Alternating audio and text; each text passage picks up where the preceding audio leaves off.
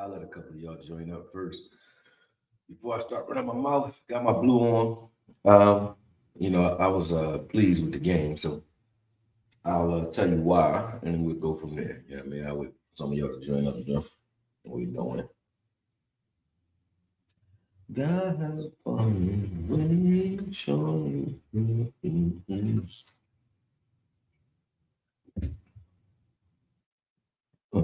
This is loud. There we go. Turn that down. Year Alpha Mason, what's good? Hoodlum, what up, though? What's good, y'all? All right, 11 of y'all in there. Keystone checking in. Yep, that's right. Yeah, man. AKA 0692. Yo, what up? Deuce and Tolbert, all I'm gonna say. Jawan, what's good, man? Yeah, good to see you, man.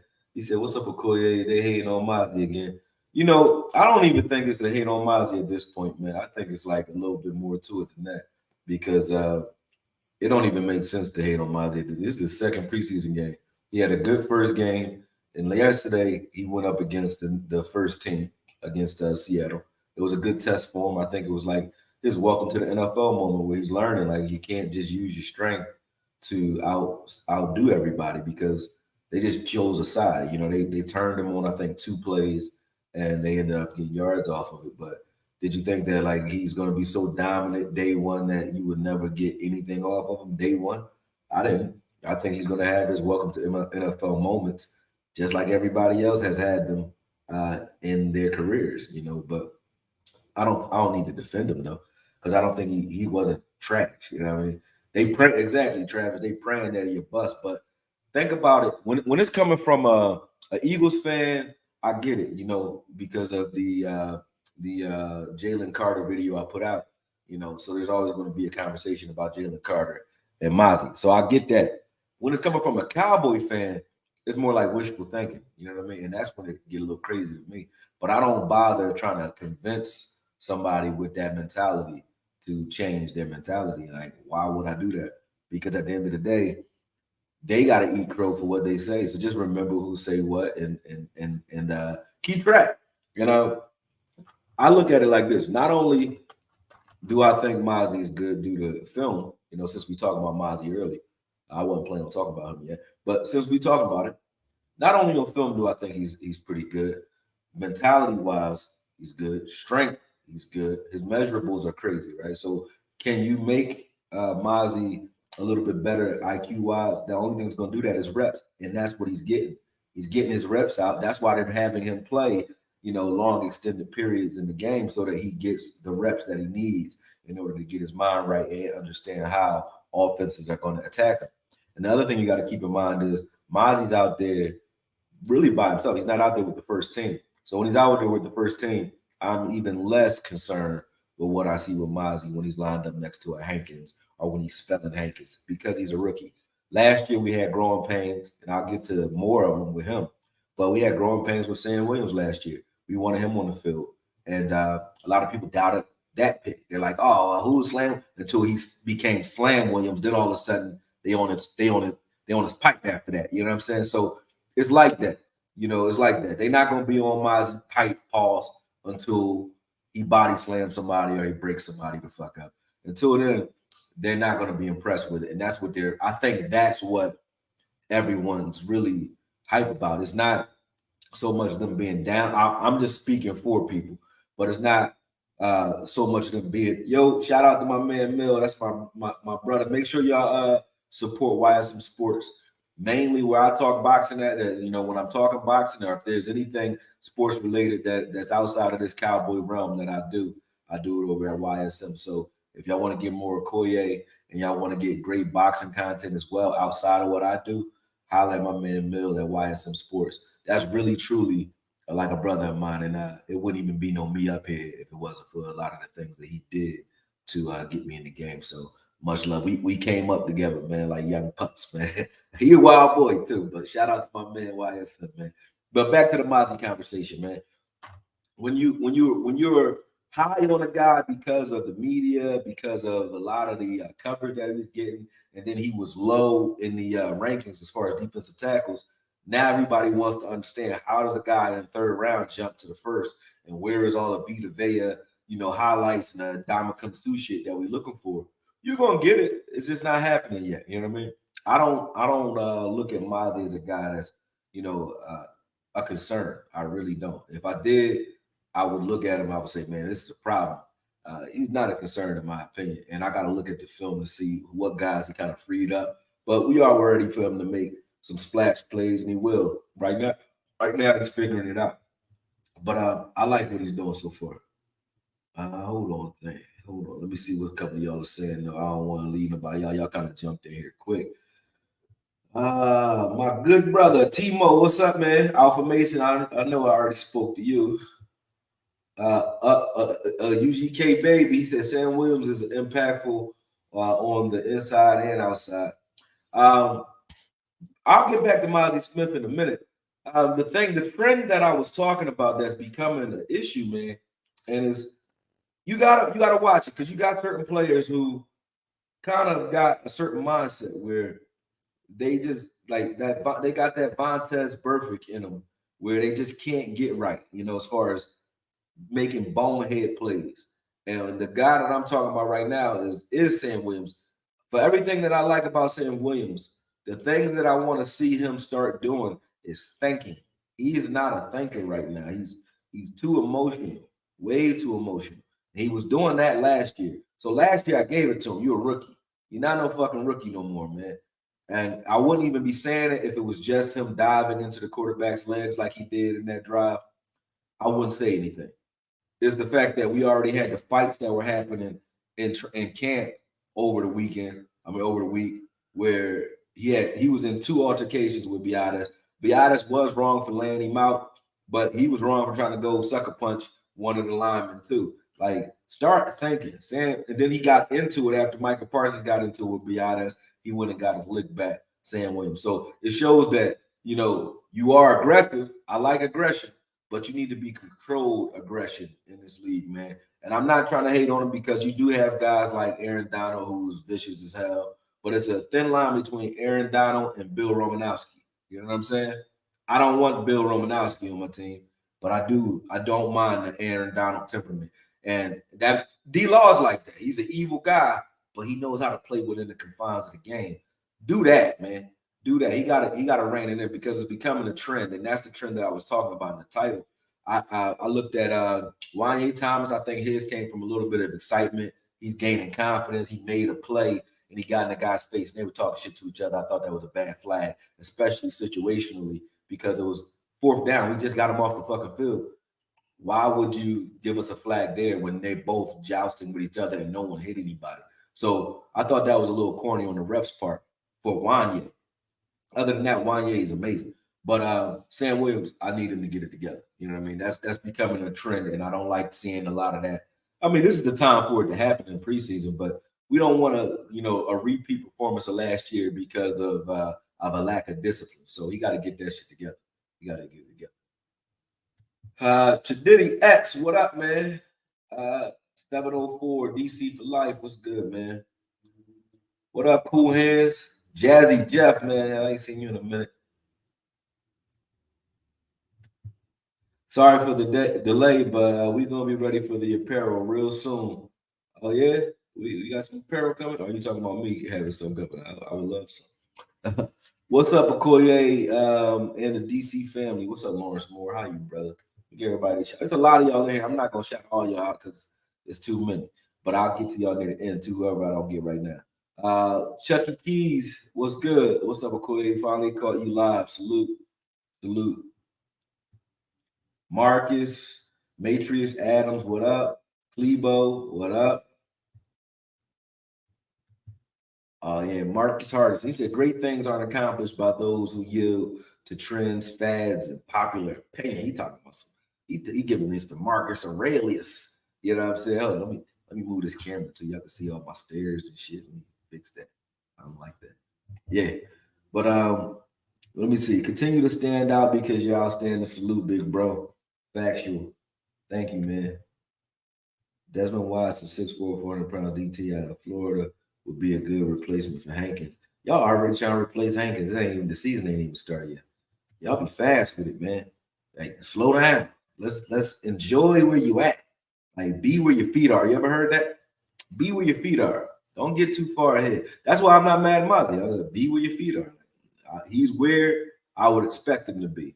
Now, he's not greater than expected, where it's like, God damn, we got one. Like, Parsons is spoiling a lot of people because they think that everybody gonna jump out and be Parsons. It's not that. You got players that need to develop. Jordan Davis is another guy that I like a lot who didn't do a lot last year, but I'm not like Jordan Davis is a bust. Like, it's crazy. People are crazy. They out their mind. What's good, Okoye? I think Mazi will be good. I think you just have some people who don't understand the position and what he's asked to do. I believe they're caught with him being a first-round pick. Then why they ain't caught? I don't buy it. That's all bullshit to me. It's bullshit. You know, I'll say that it's bullshit. Not you. I know, Joshua, you mean what you say, but it's bullshit if they try to say it's because he's a first-round pick.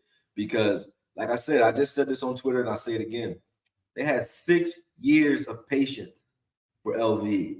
No matter what this dude did, he gave us a season where he did okay, and then he's been below average or average.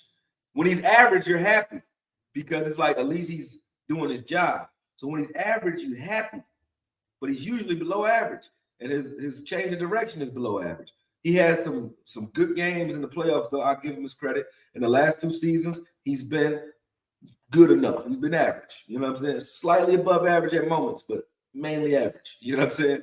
But nobody is screaming for his head.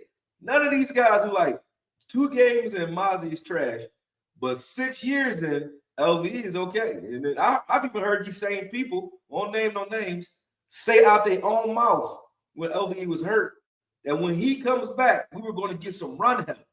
We're going to shore up the run game. Those years when we were bad versus the run, when LV gets back, problem solved. Get the fuck out of here, man. I don't want to hear that shit. So once you do that, you lose credibility with me, man. Like, I don't mind saying like what I say. When I say something, it's because I might have saw it on film. When I was on AB, it's because on film, AB was good enough. But to call him trash cakes and all that was crazy to me. So I was defending him. But I will flame you just as quick as I'll defend you. You know what I'm saying? But when you just come at a guy and you're coming at him before he even get a chance to put his feet under him, it's a little crazy to me, especially when it's a guy that you need. You know what I mean? It doesn't sound wild to me. And then when you got a team that's been really, other than a few guys, they've been really hitting it out of the park. Other than LV and I think KJ, they've been hitting out of the park with the early round picks, man. So I trust them. They feel the same way about our offensive linemen, not understanding that the scheme that Kellen Moore was running was, to me, wrong for the type of lineman that we have. And I think Scolari is going to get more out of this offensive line. Guys like Bass, Ball, Waletzko, they might be a little bit better than we gave them credit for, due to the fact that they're not going to be asked to simply sit back and get hit in the mouth every play. We saw a lot of what Mike McCarthy wants to do offensively in this game, and I was excited about that. That's what I was excited about. Shout out to Tolbert. Same thing they said about Tolbert, right? Trash, right? Again, Tolbert's still a rookie to me. He didn't really get to play last year. Last year was a red shirt. Tolbert is showing me once he understands where he needs to be, when everything is an option route, you know, he does the job and he does it pretty damn good. So for all those who said Tolbert was going to be a bust, and now saying Mazi's going to be a bust, those to me aren't real fans, man. And I mean, I'm not the fan police, but you weird when you do shit like that to me. It's like, come on. Don't you want to see if the motherfucker's going to be good, or are you rooting for him to fail? Which one is it? Now, if he is trash, I'm going to be the first to say it because I stuck my neck out for him too. So trust me, I'll say it, but it's too early to say that. What would I look like even saying that? It sounds crazy. That sounds crazy.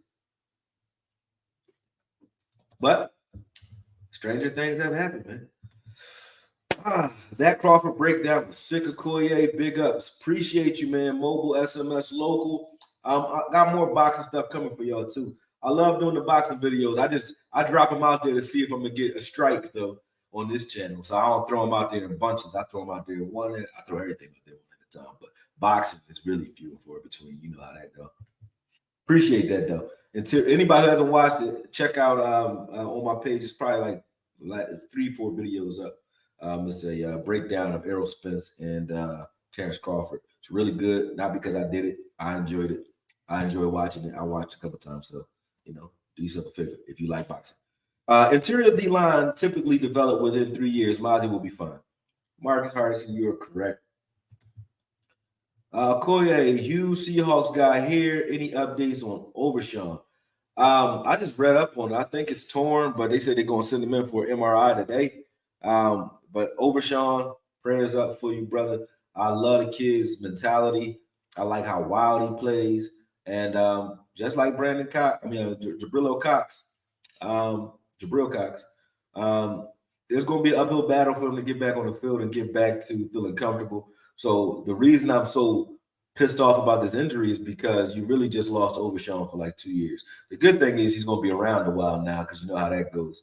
They'll probably get him to stay around. He wants to be here anyway, but they'll probably get him to stay around for a little cheaper when it comes that time because he's going to have this year to heal. He's going to have next year as a red shirt, just like they did with Jabril, and then the year after. So you're probably not going to see anything from him until 2025 now, man. And that's what sucks because I think he shows a lot of promise. The defense was flying around when they were freed up. I wonder why they were freed up. I don't know why they were freed up. Maybe it was the lineman. I don't know. But he was flying around this game too. So was Jabril Cox. Jabril was making a lot of tackles. Those guys were flying around. Clark was running and hitting shit. So those linebackers look good, man. That whole linebacker room was wild, and Overshown was a major piece to that.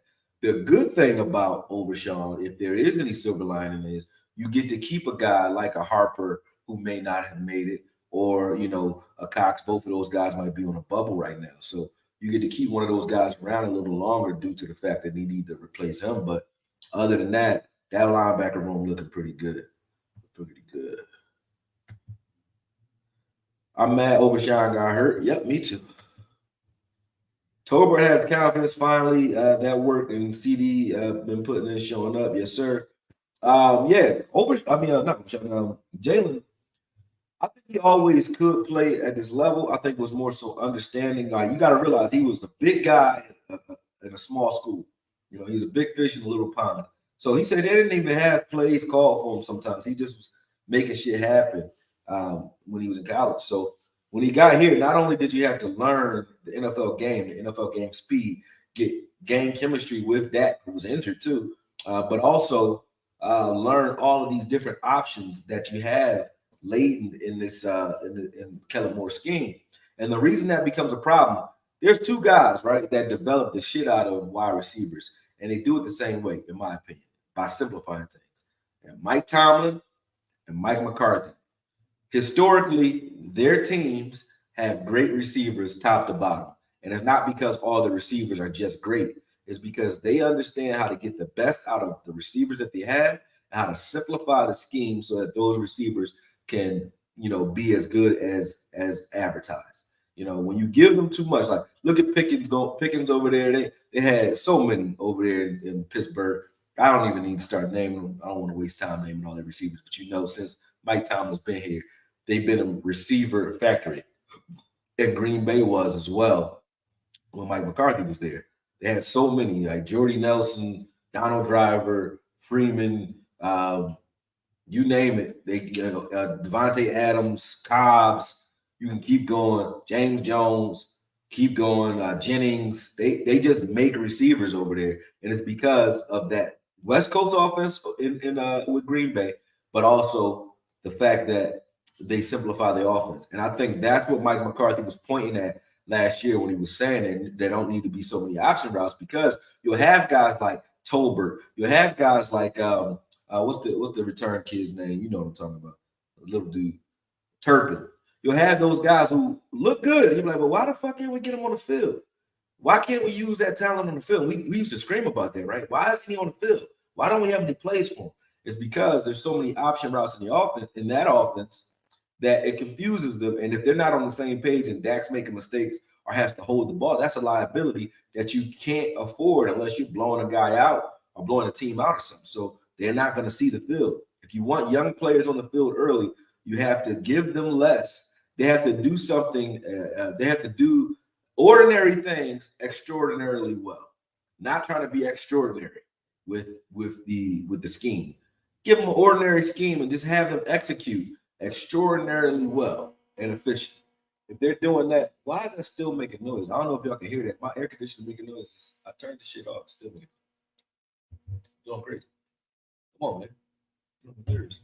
But that joke is annoying to me. It's going off in a second. But they have to do things that are ordinary, extraordinarily well. Meaning, simplify it so that they can play fast and do what they do. And I think that's why you'll get the best out of Tolbert now. Like Tolbert, he looks like he knows what he's doing. There's not all those options, and I think he's gonna be all right. Yeah, I had high hopes for Sam, but he beginning to act like Randy Gregory. That's gonna be a problem for us. Yeah, Randy Gregory had that problem too. I don't like that shit, man, because it's like, don't be so wild that you can't be controlled. Like, you a grown man, man. Control yourself. That was a dumbass play when he dove into that dude's legs. But I don't want to go get off the point of Tolbert right now. I'll get back to Sam Wiliams later. You have a point about Williams. He needs to grow up.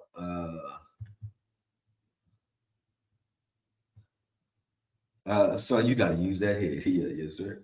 Let's see. I'm gonna go down a little bit further because a lot of you guys are talking about things I talked about in the beginning. Let me get there. All right. That was definitely an odd penalty because Seahawks guy Jonte didn't appear to do anything more than our guy. Yeah, see, you a Seahawks guy that said that. It was a weird penalty to me too. Like, we just got y'all off the field. It was time to, and that was a difference maker in the game. That's why I say it was a good lesson that they had that penalty at the time and that Sam Wiliams had his, because they're going to learn from that. It's a good time for it because we lost the game based off that point difference from that touchdown because we stopped them on that drive. So it's good that happened. But back to the offense with Mike McCarthy, I just want to get to it a little bit. When you look at what he was doing, not just coming out of formations that look like running, throwing the ball, play action. He kept them guessing on that one drive where Deuce actually scored. You were like, when's Deuce getting the ball? You kept thinking that this is going to be the play where he gets the ball. It was so unpredictable that it was so predictably unpredictable. It was funny. It was working because he ran one bootleg. And then you're like, all right, well, this time he's not bootlegging. He did it 3 straight times, and it worked every time because it was simple shit that they were executing extraordinarily well and efficient. And it moved us up the field quickly. And then when we finally handed Deuce the ball, the defense is confused. They were confused. They couldn't, and he's little too, but they didn't find him until he was 5-6 yards up the field. Then he makes 2 guys miss and scores. But that is what you'll see out of McCarthy, I think. Even the last game where Dowdle, Rico fumbled, that was a great drive. Like, you could see how we're methodically getting up the field. It's not a lot of bombs, and I like that. And then even the pass selection and the types of throws that we're making, that's what I was giving credit to as well. Like, we were throwing guys open. Cooper Rush was throwing Tolbert that comeback route, that stop route. It wasn't even a stop route. He just threw a back shoulder pass to Tolbert, and Tolbert adjusted and made a hell of a play on the sideline. Like, Tolbert was really balling, but the fact that we were methodically trying to get up the field and setting up those big plays like that was what I liked out of the offense. We weren't looking for everything deep every play. It was a lot of drag routes, a lot of short stuff. Even some of the plays we were missing on when we did miss Tolbert and miss certain guys, it was like, I saw what you were doing there. So I like the way we're approaching getting up the field and how physical we were using. Even when you're doing those play actions, it's still physical. It still takes a toll on the defensive line. It's not you drop back into a draw formation, RPO, or shotgun and just get your offensive line fired off on. Your offensive line and play action formation still gets to fire off and hit something, but the quarterback's not even there or in any danger when he's bootlegging. And that's what's beautiful about it, because they feel that. And then when you go to run the ball, it's like you ran the ball 4 straight times at him anyway, because your offensive line is still the one that's dictating the pace of the game. And I think that's what's going to set the pace and change the way we look as far as our identity offensively moving forward into the season. We have an identity. I can see it. We have an identity. It's physical. we look like we want to run, even though we're not pounding the ball. And I know why we're not in preseason, because you don't want to hurt your backs. But when we did run the ball, we ran it very efficiently, and that was everybody: Davis, Dowdle, and Deuce.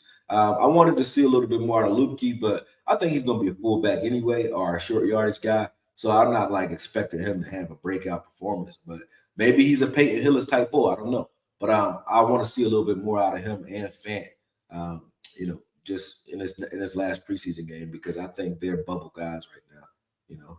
Osa has been balling. Osa's going to actually been. You're right about that. Shout out to Capital 804G. Osa's going to benefit from the fact that there's double teams afoot around him. And I said this yesterday, and I'll say it again. The fact that you're going to have to slide protection, you can't one-on-one Micah, and you can't one-on-one Hankins or whoever that nose tackle is. So you're going to have to one-on-one Osa in that 3-tech position. So Osa's going to look a lot better this year than he did any other season, due to the fact that he's not going to get the focus on this defensive line. He's not. Maybe they'll run at him, but even one-on-one versus the run, I think Osa will be fun. Steve White, what's up, man? Eric Walls, what's good, man? LVE is fine after 6 years. Mazi already? Facts. They be going after LVE, man. Yo, Okoye, these Mazi Smith haters are so slow. I swear. He's a powerful run blocker right now, or run defender, I guess, right now, playing against starters, and he not playing with none of our starters. I thought that's what I saw too, but I guess that they wanted him to come in and be a one-man world beater against the starting team of Seattle Seahawks. I mean, I don't know, man. Sound crazy to me. He looked pretty good when the starters got out of there. But I figure like when he has starters around him, he'll probably play better. That's what I think. But the linebackers were still running free while he was in there, which is what all I wanted to see. I was cool with that. And then some of the draw plays that we got caught on up the middle, that was on like stunts and stuff like that. Mazi wasn't even in there for those. Most important thing for a talented young player like Mazi is willingness to learn. He got that. You're exactly right.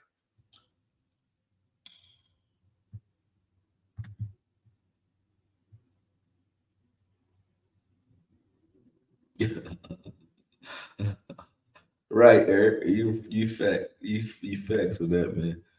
Mazi Smith is playing against I already read this type of stuff. Let me get out of Mazi conversation. Y'all got a lot of comments in.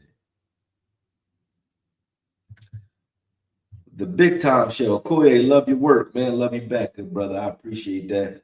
Joseph Jefferson, what up? He said, I didn't like the O-line too much. Looked soft and like they were tiptoeing to the blocks. I ain't agree with that. We was moving. We was moving guys, man. I mean, you might have had some tiptoeing maybe at times, but the run game looked good. We were running pretty good. I thought that we ran the ball well most of the game. Maybe the backups, I don't know, but the first half we ran the ball very efficiently.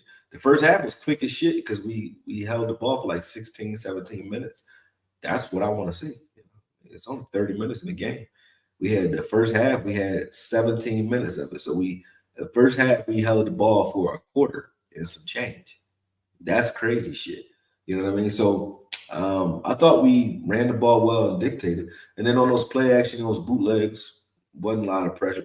Like when you ask them to sit back and be pass blockers, that they are not. I won't lie there. They're maulers. So when you got a lot of big maulers that got educated feet, you want to get them out in space so they can put hats on guys. So I think we did a good job doing that. Were they the best pass blockers? You got a point there, but that's not what you want those guys doing anyway. So if this was Kellen Moore's scheme, I would agree with you. We'd be in trouble. But this ain't. So I think we can make do with what those guys put out there. Honestly, that's just honest. If there was anything that I was like shaky about, what would it be? Let me see. Who was I like annoyed with in this game? I told you already about it. It was the Sam Wiliams play. Didn't like that too much. That dude, number 60, man. Why are we even playing with this guy? What's his name again? The dude that was the offensive lineman. I'm tired of seeing him get pancaked. Him too, like do they get paid for hiring this? Is he like a, I don't know. Affirmative action is over, right, for blacks and Mexicans, I think. So is it some sort of diversity hire that we get for having a foreigner as a player? I don't know why he's still on the team. He hasn't done shit in any walk of life in the last 3-4 seasons he's been here, and he's developmental as hell. So I like that spot for somebody who actually is going to show some promise. We got guys who show promise who probably would need that spot and probably could get showcased in that role. So not feeling him, Acosta, whatever his name is. So yeah, not feeling him, man. Nothing against him, but he gets slammed all over the place on film. I don't even bother putting the film out. But if I did, it would be a murder piece, man. It'd be a hit piece because he is trash. Now that's trash. But and I don't even bother complaining about him. I just, I know he's not going to give me much, But whatever, they got him out there. I don't hear anybody talking about it. I feel like he should be giving up that spot to somebody who deserves it. I don't think he deserves it personally. It's like when Brock Lesnar was playing defensive tackles. Like, get that spot up to somebody, man, who got a shot at making the team. You know what I mean? You ain't gonna make the team, bro. In no way, shape, or form. Stop. I hate to shoot your dreams down. But commentaries for some of us, you know what I mean? Some more than others. You know what I mean? You might have a future in sports commentary, but not as a defensive tackle. Moves Brown. You tell me what you saw from Mazi Smith. I really want to know. I think you talking about Smiles. You said Austin Richards. Austin Richards looked really good. Yep. I like that he played both left tackle, left guard last night. Most part looked well. He did. He moved pretty good. Yep. You said Lukey not getting any pass catching opportunities. Uphill climb already. That probably doesn't help. Lukey, he will though. If he plays, he'll get pass catching opportunities because that's something else they were doing a lot of. I saw a lot of passes going to running backs. Matter of fact, both running backs scored. Dowdle and Deuce scored, but Dowdle scored on a pass play. You know what I mean? Just a simple throw to the flats. Because a quick throw to the flats versus a late throw to the flats is a difference maker. And that was a design play. So they ran slants inside and trapped the linebacker and that safety inside so that running back had a split second. So that Dowdle had a split second to catch the ball and then just race to the end zone. Versus if you run a slant, but your first read, like with Kellen, is to the right, and then you come back to the running back after the linebacker or the safety's already gotten over there. It's like, what was the point? You can do simple things that make a hell of a difference, and they make the difference in regards to winning and losing too. So I think that was a good tell. I think that was a good tell. Yeah. Let's see.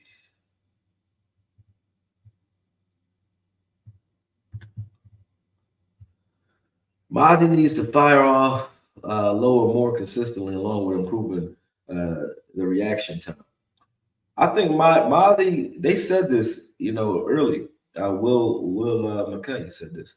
Mazi still lines up squared up, and I think they want him lining up squared up so that he doesn't get turned as easy. Because when he puts a foot back to try to get upfield, or when he explodes and chooses a side too quickly, sometimes he gets turned. And he saw him get turned, and they gave up a play when he did that, when he was a little more aggressive.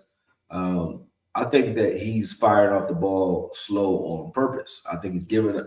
When you give up a wider range of a larger target or your square, you're giving the offense a lot more, contact base. Like they know they have a lot more of you to attack, right? But he wants to do that. I think he wants to do that. He did this in Michigan. I think he's doing that now. I think he wants to be a guy that's sort of like doing defensive holding without the holding. If they have a hard time disengaging and getting off of you, when I look at Mazi, if I say that he's failing, it'll be if I see those double teams getting to the second level on a regular basis, or they're exchanging a combo, blocking them, and then trapping them and getting to the second level. When they start doing that on or pancaking them all crazy, then I'm like, oh, okay, yeah. But even on some of those, like when he gets pushed back though, and he got two guys on him, those are two guys that didn't disengage. Neither one of those guys could disengage and get to a linebacker. So that's two more guys or one guy that's free because of what Mazi's doing. While he's doing that, I'm okay with him. Because when you put him next to Hankins, it won't be that much of a problem. I swear to you. He said Mazi in Spanish means taco. It better not. It better not. Better not. If Mazi means taco in Spanish, I'm changing the name. That's crazy. It better not. I don't think it do though. Akoya Media, you're able to read or see my comment. Were you able to read or see my comment? Where was it? Let me see. If it's here, I was able to read it. Gold, y'all. Oh, Choctaw, he said, what's happening, Koye? It's been a while. Hope all is well. While you out here looking like somebody OG coach, I do look like a coach today. Yeah, man, I probably do. Probably do look like a coach today, man. I was like, man, I had to, put the blue on because everybody talking shit right now. Like I said, Rico, Chris Davis, what's up, man? Yeah, Rico run hard, man. He said until Deuce looks a little more gadgety to me until he gets some PEDs this offseason. Yeah, he definitely will. Yeah, Overshown's a big loss, man. You're right about that. Downtown Texas, what's up? Where Coach Marv at too, man? Every time I put the John in the chat, like everybody want to jump on, I'll be like, yo, when Law or somebody jump on, the link is there right now. It's 201 of y'all on here. Everybody want to jump on and talk live when I'm talking live with somebody else. Right now, it's open to the public. Y'all can jump on. The link is in the description. It's the first link up there. Say pull up. You can jump on if you want to. I'm gonna screen you in the background. Then after that, we can talk. But y'all can jump on and talk about it. Be as disagreeable as you want. Let me know what you're pissed off about. Let me know what you're excited about. Whatever. But yeah, make sure you hit me up if y'all want to jump on. You don't gotta be on the camera either. You could black out the screen for all I care. I just, you can jump on. But none of y'all jump on when I do that. But whenever I'm on, somebody else be like, yo, let me jump on. But y'all don't really want to jump on, man.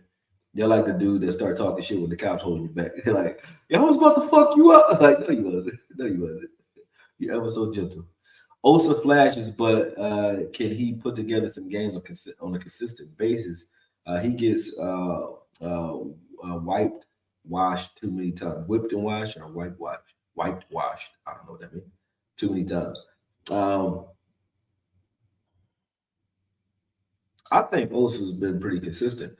Osa doesn't look good against the run where he gets combo blocked or double teamed because he's 285. Other than that, I think he's good. You said Jeff Kavanaugh, my dude, but he leading the Mazi hate movement. And he's leading the LV love movement too. So I don't know, man. Yeah, you ask Jeff about it. Shout out to Jeff Kavanaugh. I ain't got nothing against him. He sound crazy. Yeah, especially being a guy that I know knows football. Like, he knows football, so it's not coming from ignorance. It's not coming from the lack of understanding film. None of that. He know film. I know he knows. So what are you doing? I don't know what he's doing. I never know what they're doing back there. I like Richards, the right tackle with long last name. Seems like he got good feet and size. Pause. B Rob, that's my college roommate name. Brandon Robinson. B Rob. Yeah, B Rob. What up, man? Gallimore has looked good, but people have been sleeping on him this offseason. Gallimore looked good against second and third teamers. Gallimore has been very inconsistent. And I like Gallimore, but he's been very inconsistent. So he's a problem right now. Gallimore and Chauncey been kind of inconsistent. Honestly, Chauncey ain't been finishing. Gallimore just doesn't really know what he wants to be. I think he's going to be a rotational guy, probably playing a little more when pass rush is required. Gallimore versus run team, Osa versus pass team. Yeah, that's about right.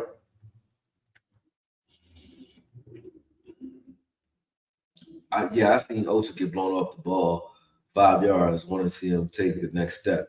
Hey man, I've seen Aaron Donald get blown off the ball like 5 yards, and he's one of the best players in the league. Like, it's going to happen. You think that the offensive line is never going to beat a defensive lineman ever in a game? Never. Sometimes watching film and knowing the game hurts your ability to be patient or I guess, balance with the way you look at a player too, because you might see a guy get blown off the ball one play, and then you're saying, he's trash. Is he consistently getting blown off the ball, or did he get blown off the ball one play? That's the question. If it's consistent, then it's a problem. And I mean, if it becomes a target where the offense is saying we're gonna run right at this guy, then it's a problem. But again, I say that is how you beat Aaron Donald, by running at Aaron Donald. I don't hear anybody saying Aaron Donald is a problem. It's trash. I don't. Aaron Donald is not a run defender unless he's getting you on while he's going upfield on the way to the quarterback. The way to beat Aaron Donald or those guys is to run at Aaron Donald. That's how you tire him out and slow up his pass rush. We actually did. When you watch our games versus the Rams, just watch. Are we running away from Aaron Donald? Or are we running at Aaron Donald? That's not, I just want to know. You know what I'm saying? Is he getting blown off the ball? Y'all sound crazy, man. Yeah, he get blown off the ball sometimes, man. It's going. Sometimes the offensive line gonna beat your ass, especially like you think Zach Martin not gonna blow somebody off the ball if we playing somebody's rookie, he gonna fuck them up. Any of them, Tyler Smith too, or any of our offensive line is gonna blow you off the ball. I wouldn't look at a guy that's lined up against any of them and say trash. These guys practice against Michael Parsons, Osa, Hankins, and Sam, and all these guys, right? So of course, when they are against an opposing rookie or they're against an opposing young up and coming player, they're going to beat them. They're going to beat their ass a little bit. That's just going to happen. And don't be surprised if you see Mazi have a welcome to NFL moment. But they call it a welcome to NFL moment on purpose because everybody has one. It's not an exclusive club. All of them have that moment.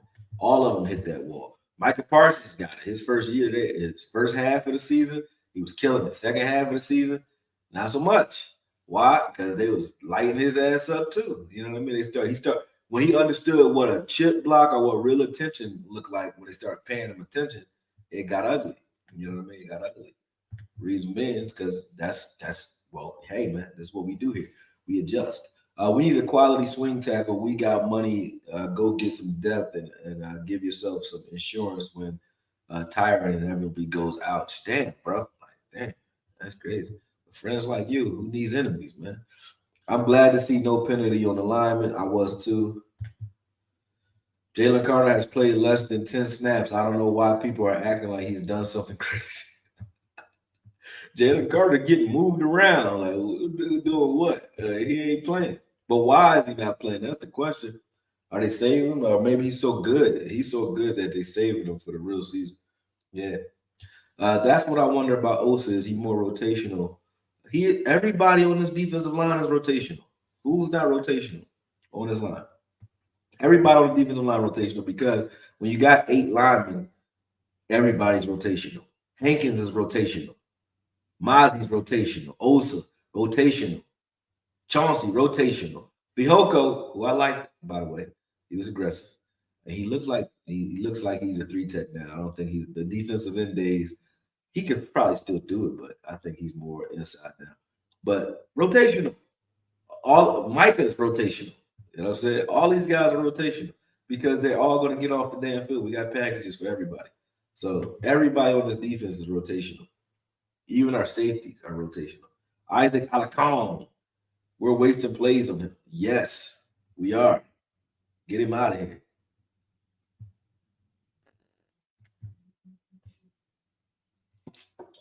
He said they're trying to move him to DT. I don't know. They're trying to move. They need to move him back to Mexico. He got to go.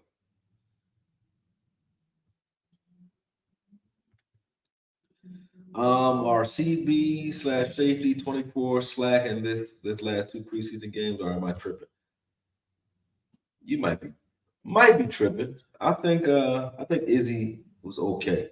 He hasn't made any explosive plays.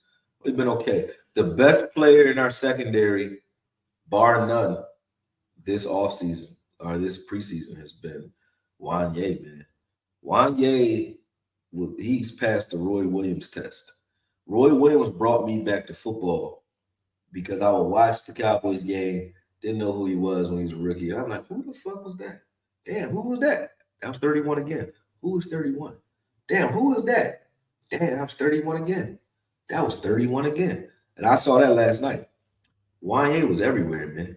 He was in the face of a quarterback on one play, jumps up, but even though they caught that pass across the middle, he in the quarterback face one play. He's made that play on fourth down or third down or whatever, then got the penalty. Juanyeh. On that long run play, he rocks this dude out of bounds. Juanyeh. He was breaking up passes, smacking people. He was everywhere. He was everywhere. Almost got an interception on a pop up. I don't know who was covering underneath. I think it was Scott. Somebody was covering underneath, and the ball pops in the air. And if it just hung in there a little bit longer, he would have had another interception in the first quarter. So Juanyeh, they better watch out for Juanyeh. And then the dude is big as shit. Like that boy, big as shit. He bigger than every safety we got. Like he bigger than everybody. He bigger than Hooker by far. Way bigger than Dono. Way bigger. Well, thicker pause than Curse. But just as tall. You know what I mean? So it's like they can run like a deer. He everywhere and smart and got ball skills. I'm not just talking just to be talking. Juanyeh he's just as good as those guys, man. He just contractually they're going to play, but Juanyeh is just as good as those guys. He's going to make it hard to keep Curse. It's going to be hard to keep Curse. Curse on a 2-year deal. He ain't getting another deal. Now what Juanyeh said, he ain't getting another deal here. Those other two, Hooker and Dono, they got theirs, but it's about to be Juanyeh season for a minute, and Juanyeh is an all around safety. He can cover, straight up cover, like they had him out on the tight end in the slot. He could flat out cover like they do with Curse, but then he can play single high, which they had him doing because he got that kind of range. You know what I'm saying? And then on top of that, he can play in the box. He can blitz. He can do everything. Like I fuck with Juanyeh, but I don't got a problem with Izzy. To your point, Megatron. I think Izzy, like I said, he's a young guy still. He's going to have some growing pains, but I don't have a problem with him. I don't think he's trash. He might be struggling a little bit. He will be a coach in Mexico, just growing the football culture around the world. Nice guy, but El Paso for you. Thanks. I'm actually going to Mexico, so y'all better be nice, man. I'm going to Tijuana September 23rd for a fight. I'm going to fight in Tijuana, so we'll be out there. Shout out to Hot. What part of the city are you from, homie? Richard Island. I'm from Richard Island, man. Tippin Brown, man. Um, I was born in Texas, raised in Richard Allen Projects till I was about 14. Then I moved to Strawberry Mansion. Uh, Stayed there till I was about 19, 20. And then I went to high school in South Philly, so I'm South Philly affiliated. I know a lot of people in South Philly. We won chips down there. Shout out to Bach Tech. All y'all from Bach Tech. But yeah, I'm from all over Philly, but North Philly is what raised me. North Philly. Yeah. Right now I'm in North Philly. I'm in North Philly. I'm on like second and Lehigh right now. Badlands. He doesn't count against the roster. He might count this season though. He ain't gonna count against the roster at all. Get him out of here, man. Alacon is gone. Alacon, gotta go. Micah and Tank gonna play 70 to 80%. Everyone else is rotating. I'm just talking shit, man. I know he gonna play. I'm just saying with the depth that we have, everybody's rotational. I live in El Paso. We'll take him as a coach here. Oh, facts. Facts, yeah. He can coach. I ain't got a problem with him. He might be a smart dude. Pretty sure he is. He's hard working. I give him that. But if you working that hard, they're like, nobody works harder than Alacon. I said, well, shit. This ain't for you then, buddy. If you got to put in that kind of work, 11-hour, 12-hour days, and then 3, 4 more hours after practice just to do it, and you still ain't shit. Sorry, brother. Hal Grill definitely makes me nervous. Every snap, very poor decision making. Cooper is always into his comfort zone. I'm sorry. Um, Greer's okay. Yeah, but he's a little jumpy. You're right. Cooper's calm and understands what he's doing. Oh, it's the international waiver. That's what it is that got him here. Oh, and it's up. Yeah, so he's up. If he can't cut it on the D line, which he can't, he'll be cut. He's about to get cut tomorrow. Josh Ball needs a desk job. Yeah. Damn, where the fuck is these mosquitoes coming from, man? Ain't no door open. Seen Charbonnet break a 30-yard run because Mazi got tricked out of position. Yeah, he got tricked. That's what I'm saying. They let him upfield. So sometimes he's using his strength to push guys out of the way.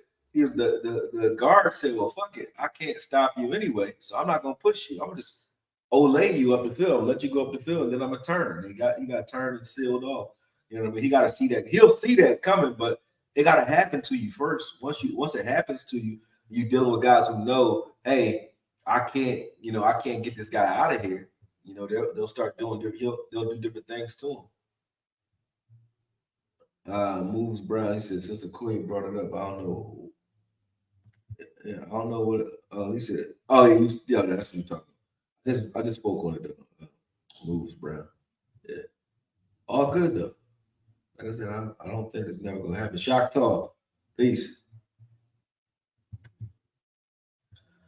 Why is Josh Ball still getting so many reps and snaps over TJ Bass? Why club still loves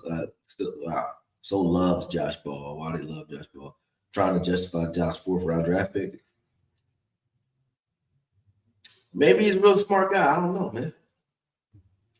Maybe he pulled a Coughlin and he's like married to somebody's daughter or something. Who knows? None of our factors are playing. Well, Sam is getting reps, but none of those cats will start. Yeah, Sam won't start. Neither will Mazi.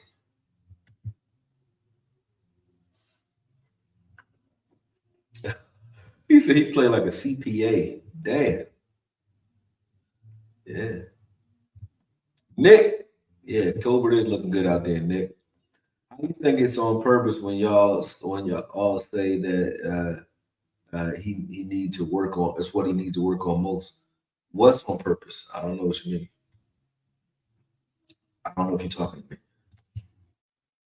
I think Mazi played good in the game. Everybody want Aaron Donald right away from Mazi Smith. These idiots need to get off Mazi's back. He's a rookie. Let him develop. He's learning. Shaking my fucking head. Dwight Davis, without all the profanity, you were pretty right. I ain't gonna curse nobody out with you though, but shout out to you. The football scout showed or proved Mazi wasn't so bad last night. Yeah, shout out to the football scout. He be doing his thing. Please explain to these people Mazi is doing exactly what he's supposed to be doing, picking up double teams and giving linebackers clear lanes. I think we talked about that. I can beat that to the death. Anything else that offensively that I wanted to point out? Oh, Jalen Brooks, ain't that his name? Brooks is good too, man. Brooks he made a catch on I think third down that was pretty good. But I like Jalen Brooks too this offseason. Like our the receiver room is looking good. It's looking good. They hating on Miles because they didn't like the pick. Yeah, I know. But so what? Like, if you didn't like the pick, he on the team now. So what you gonna wait 4 years and bitch about it for 4 years, or are you gonna hope that the kid is what they think he is? Which is more often than not that's the case. The only guys we miss on are guys that are like the KJs who haven't really. KJ is not even, I think, a problem. Honestly, I think KJ just got drafted too high because he's a guy that didn't play a lot in college and has to learn the game. In college, he was relying on athleticism to win out. Can't rely on your athleticism here. Got to be smart. So he's learning the game now, and he's learning it in front of our faces. So he looks worse than he actually is. He's one of those guys like Corey Webster from the Giants years ago. He was a second round pick, number 23. Looked like a bust. He was playing like ass until the playoffs one year. He just went on a run in the playoffs because everybody else was hurt. He had already gotten demoted and all that, but somebody got hurt. He's playing in the playoffs and balled out. And then that gave him the confidence. The rest of his career, Corey Webster was pretty good. He just was playing in the wrong scheme and had to get it together. That's just natural, man. Antonio Hobson, your boxing content is fantastic. Well, I hope my football content is fantastic too. But I'm glad you like the boxing content, man. Shout out to Antonio Hobson. Appreciate you, man. And I'm definitely gonna stick with the boxing content. I ain't going nowhere. Richard Coleman, my fault. I didn't even say thank you. He said, "Hey, Okoye, who is RB2?" Oh, Deuce for sure. Well, Deuce is like RB gadget, and then you got. So I think Dowdle will be 2, and then Deuce will be. And it won't be a 2. It's like it's 2 and 2A because I think both of those guys, depending on the situation, will get in there to spell TP, but it depends on why and what we're doing. But I don't think there's a 2. I think there's TP, and then there's special plays for each of those other guys, depending on the situation. If we're running something power, we're probably doing down. Um, Davis looks good too, though. If we're doing something more gadgety, screen pass or shotgun, draw, that type of stuff, it's probably gonna be Deuce. So I don't think there's a 2. Deuce looks like when you create a player on Madden and move the height slender to the slider to the bottom. Yeah, you do. He looks a little dude, man. Yeah, little dude. You know what I used to do on Madden? I used to love doing because I ain't like the. I used to make a player 400 pounds, right? But instead of him being blown up at 400 pounds, I make him 400 pounds, but he'd be like Wolverine because he'd be built like a regular safety, but he'd be 400 pounds. So when he hit people, they used to slide across the screen, man. Like I used to fuck people up with safety. I created safety making 400 pounds, 6'4", 400 pounds, somewhere like that. But he'll look like Overshown, but he's 400 pounds, really. You know what I'm saying? Like a piece of iron running at you. Pause. What's good, Okoye? Who makes bigger impact on the season? Deuce, Tolbert, or Shoemaker? You made that easy, bro. Tolbert. I think Tolbert does. Tolbert is looking like, he's looking like wide receiver 3. I ain't gonna front. He's looking like wide receiver anywhere the fuck he want to be, but definitely right now giving me more energy than I see out of Gallup in camp. But Gallup is still good. But when you look at the fact that he's young, he's not coming off an injury, and he can do some of the things Gallup does, which is like go up and get it, but also, you know what I mean, be that guy that can run routes too. It's like he looking pretty good. So I think Tolbert, but because of depth of the other 2 positions, wide receiver and tight end, because we got so many tight ends and because we got so many receivers, Deuce will probably have the greater impact as far as stats because he's going to see the field and touch the ball a lot more from day one. I don't think Tolbert is going to touch the ball as much as Deuce, honestly. So it's probably Deuce. Okoye, should Cowboys hit up free agency for O lineman? Who's hurt? I think our O lineman's fine. Jeff said Mazi got pushed around all night. Well, what does the film say? I don't care what Jeff said. Jeff Kavanaugh works for the radio, and he needs ratings. He needs ratings like ESPN. I don't think that's it. I think he truly doesn't like Mazi or sees Mazi, and doesn't like what he sees. But I don't have a problem with that. If you don't like what you see, I do have a problem with it. It's like if you like what you see out of LVE, but don't like what you see out of Mazi, at any stage, it's like I just stop talking. I just stop talking. Come on, stop beating up Jeff, man. Jeff is notorious for terrible takes. No, I ain't gonna read that out loud, man. I ain't coming at Jeff. Leave Jeff alone. I ain't got a problem with that, man. Let him do his thing. I'll give the Cowboys 2 seasons of this Jalen Carter wannabe Mazi, and that'll be it for him. The Cowboys only took Mazi because they really wish they could have drafted Jalen Carter. Bullshit. You sound crazy. Why would we need another pass rushing defensive tackle? Like pass rush was our issue. Not that Jalen Carter wasn't a good player, but you guys have fun with Jalen Carter. When y'all say that, let's unpack this. Your top 10 guy didn't do any pro day because he blew up in weight and was lazy. He was dealing with some shit, right? He already had some off-field issues, then had more off-field issues after that, got pulled over again for speeding after some bullshit, and then takes a group picture with throwing up signs and bandanas and shit when he first gets signed with all the Georgia boys from his team. So it shows he's a dummy, number one. 2, And shout out to that young man. I ain't gonna sorry for calling him a dummy, but that was some dumb shit. So that's one. Then y'all say y'all gotta manage this guy, but he's a top 10 pick. And you gotta hope that he's focused on football, but it's a top 10 pick. Come on, man. You sound crazy. You sound crazy. Who will be dying to get a guy that you gotta like, you're like, get the meat, like a loose bear and shit. Like, somebody get the meat. Like, get the fuck out of here. Like, listen, I hope Jalen has a great career. I hope that he can overcome a lot of his immaturity. And I think that he's the best pass rushing defensive tackle that was drafted in this draft. He is not the best run stopping defensive tackle that was drafted. He might be good from a three tech perspective, but again, three tech is a packed room for us. We got Mazi, we got Chauncey, not Mazi, but we got Mazi will play three tech. So you got Mazi, Chauncey, and Osa and Gallimore that are all vying for three tech. And then we needed one tech. So I don't think that the Cowboys were hoping for Jalen Carter, bro. Like, that's Eagles love talking, man. Y'all the most delusional fan base I've ever seen. But y'all be dedicated though, Eric. You know what I mean? I ain't no beef with y'all. Y'all like y'all like the team, but y'all be like delusional, man. These fucking idiots pointing out all the bad things. What Mazi doing? Name any defensive tackle come out of college and play like Aaron Donald out the gate.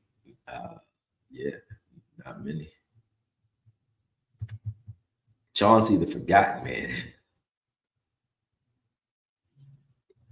What you think about our second round player? Who is ours? I don't know. I like Malik Davis too. Donald needs to hang on to the ball a little better than me. I mean, he had one fumble. Did he fumble again? He had one fumble. He had one fumble that I give him credit for because you're reaching for the end zone. What did I happen to my camera? What happened to my camera?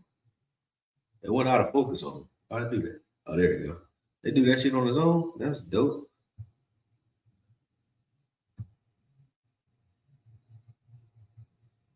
You have to grade 50 plays, not 2 plays. Exactly.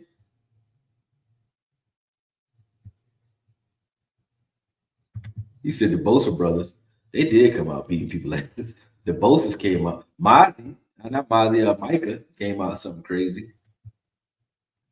Yeah, big difference between 58 and 60. Facts. Now, 58 was doing what 60 was doing. Oh, yeah, I would give it to him too. I was like, man, shit, we was wrong about Mazi. I would already be off of him if that was happening to him. But he ain't doing that. Now, if that was the case, I wouldn't be so patient. That's not happening. You said 97 is not a defensive tackle. He's a defensive end. He keeps getting blown off the ball. You make a great point with that. And this is why I say that. I need a haircut, man. So you see all my grays and shit. It's the only time I look like a grandfather and shit is when I'm wolfing. Maybe I look like a grandpa. I think I still look like a young boy and shit. But you make a good point, man. And the reason I say that is this. We have more personnel for 3-4 than we do for 4-3. Because not Mazi, Osa. I keep saying fucking Mazi because y'all got me thinking about Mazi all day. But Osa, D-Law, Chauncey, Behoko, those guys are all 3-4 defensive ends. Casey Hampton type guys. You know what I'm saying? 3-4 defensive ends, that are not three techs, but are strong defensive end, big guys that can run, but also absorb blocks and are very physical with their hands. I think those guys opposite side, Mazi, Bohanna, or Hankins, that are like that Chemo Van Ohoffen type guys that are Wolfolk, true nose tackle guys that can be in the middle of the field. If you put D-Law, Mazi, or D-Law, Hankins, and then Osa on the opposite side of that, and that's your three down linemen, and then you have Fowler and Parsons standing up, or Parsons and Sam Wiliams standing up.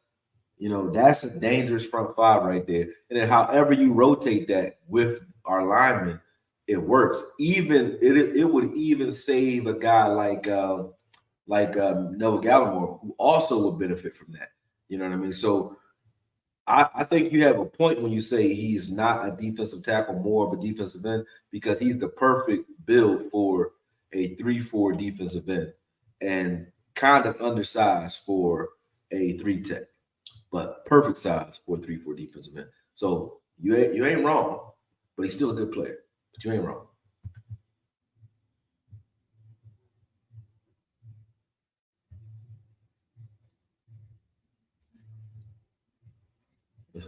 I ain't gonna say that, Dwight Smith, but I see your passion, good brother.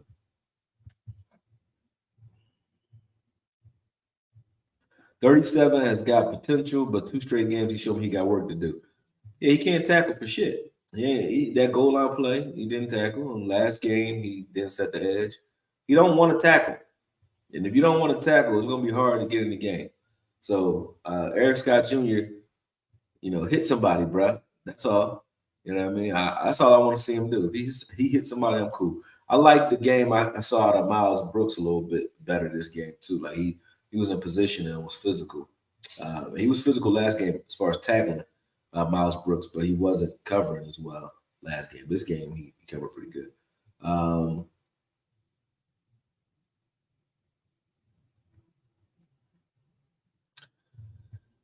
Cat bro, yeah, you're right. I'll let y'all talk that out.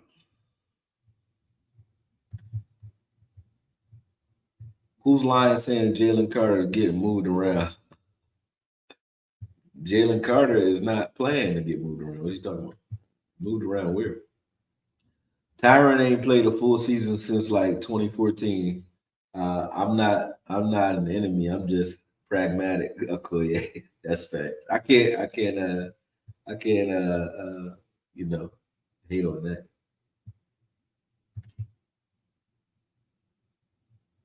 Yo, what's up? Vlogs, whatever your name is. We desperately need to start online, stay healthy this year. If another repeat of last year line injuries, I think we're screwed. How do you think we screwed this year? We wasn't screwed last year with all the injuries. I think that players get injured, that's why they have depth and other players have to step up. That's never going to change, bro. That's never going to change. Let me get to these super chats. I think some more people send me super chats than that. They're going to start taking your money back. Damn. Yep. See, I knew I found one. KC podcast from the closet. Yo, he got a dope ass podcast too. Y'all gotta check him out. Has Boss Man Flash in the preseason? It's year 3. Yeah, he look like himself. He look like AB. AB Junior. I'm Victor Moan Jr. You know what I'm saying? He look like that. He said Texans don't even want their own content. Eastside Herald over here talking still. Yeah, Tolbert is a joke from South Alabama. Yo, Eastside Herald, man. Oh man, you got hit the link, man. Won't you jump on and talk to me, good brother? I would love to have a conversation with you. You know what I'm saying? Jump on, man. Come on, man. Let's talk, man. So I can clown you real quick. Do you think we need to bring a linebacker in if Overshown is out for the year? No. I think you got guys like Brillo and Harper who will probably fill that role, which they probably were going to do anyway. So no, I don't think you need to. You could. I mean, we might do it. Sadiqa, what's up? Sadiqa. That's my homie.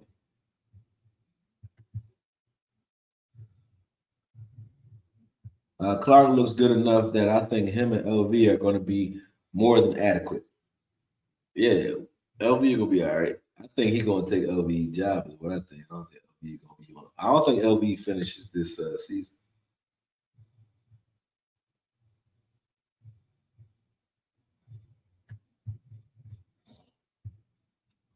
Fehoko Jr. too. Will Greer looks terrible. He looked okay. Marcus Wynn, what's up? Did Fehoko look good? I didn't notice him. I thought he looked a little shaky, but I don't know to the tape for real. Oh, he looked good. What you talking about? He made some plays too. He made some tackles in the backfield and everything. I think he got 1 or 2 tackles for loss. That's like 2 sacks. Why don't nobody get hyped about tackles for loss? When you see a tackle for loss, if it's a negative 1 yard and you see a tackle for loss, treat it like a sack because it is a sack. So when y'all see tackles for loss and y'all don't get excited about a player, why you get excited about sacks? You know what I'm saying? Don't make sense. Don't make sense. I'm trying to get to all your comments real quick before I keep going with mine. Yeah, I mean, shindig here. All right. Hey, Lavelle, what's up, man? I ain't seen you in a minute either. He said, what's up, Okoye? Hope you and your family doing well. What drafted or undrafted rookies has surprised you? And any word on Overshown? Yeah, we answered on Overshown. I think it's torn, but they sent him for MRI. You know what I mean? I just called Mike McCarthy. He told me, he said, everything is, looking bleak. So I know I ain't called him, but you know what I'm saying? Because y'all be asking me about the injuries like I'm in the room, in the press room and shit. But, but yeah, it's torn, bro, I think. As far as family doing well, man. Like I said, a grandpa now, so cool. Everybody healthy. And what drafted or undrafted rookies have surprised me? Who surprised me as a rookie? Shit.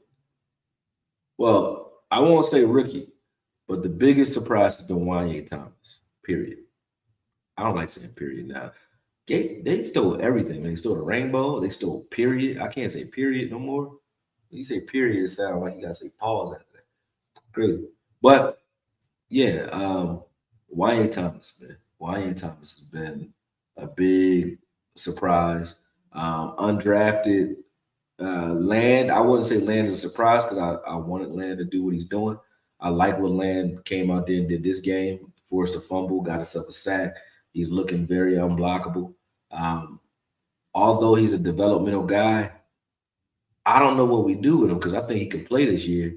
But I would like to see him with 10, 15 more pounds on him and, just deal with it. But he could play this year, the way he's looking. He looks good.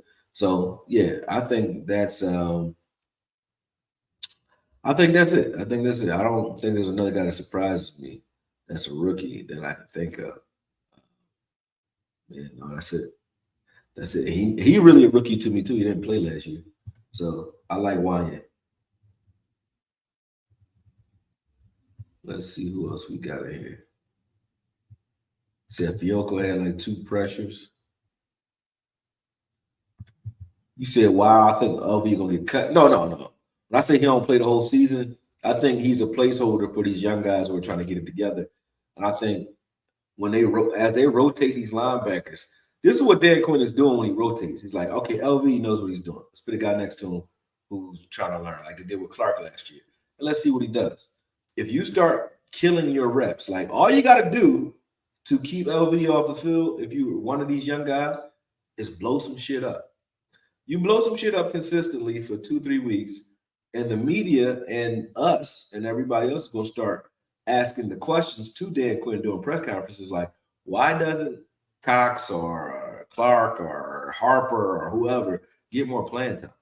And then everybody's going to be all eyes on LV. When he makes mistakes, then there'll be a problem. You saw it. That's what we do here.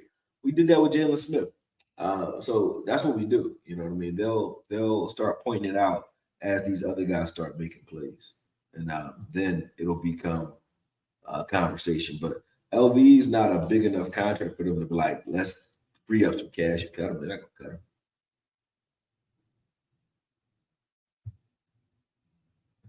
All right, let's see what else we got. I think I got down to the bottom finally, man. LV will have three or four picks this year. Picks of what? Picks of what? LV. I don't think LV is good at coverage, man.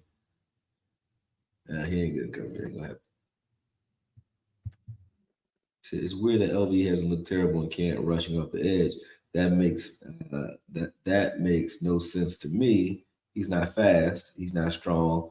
So it's just a weird idea. I'm curious as to how it will look in the game. Well, he's not slow. He's a 4.6 guy. Excuse me. How fast do you need to be at defensive end? And it does make sense because the times where I like cheer for LV is when he's more of a Sam, meaning he's attacking and he doesn't have to react. He's attacking and making you react to him. LV is a guy you want reacting to you. You don't want to have to react to him. So if he's setting the tone and he's hitting you, that's when LV can kind of overwhelm guys and do something. When you have him back there thinking and you want him changing direction, reading and reacting, that ain't LV, man. He's not a space guy. He's a blitz guy. Like, hey, go. He's a go guy. Just tell him to go and set the tone. Like when you have a guy who's not the most fluid, but he's a Jeremiah Trotter type, and LV is not that because he doesn't hit that hard. But he was in college. I think he doesn't hit that hard because of his neck, but he can hit hard. I think it's a misnomer that he can't. He just doesn't hit hard. But when you have a guy like that, you want him setting the tone. You don't want your slow footed guys out in the middle of the field trying to read and react. They don't look like anything when they're out there. You want them setting the tone and making guys have to cut off of them rather than them have to find the ball. That's not their thing. That's not LV's thing. So I think that's why they got him out on the edge, man. Talk media. Okoye. I don't know what's the three squares, Joe. Okay. I'm just saying shout out.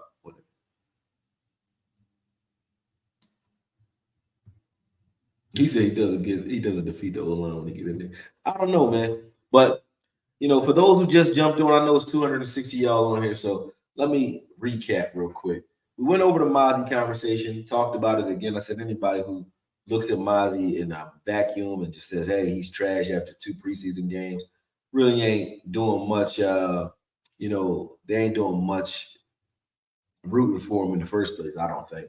But if you look at Mazi from a standpoint of he's not in there with any starters, he's not a guy that's like getting pancaked and getting beat to death. He's getting tricked and like trapped and things like that.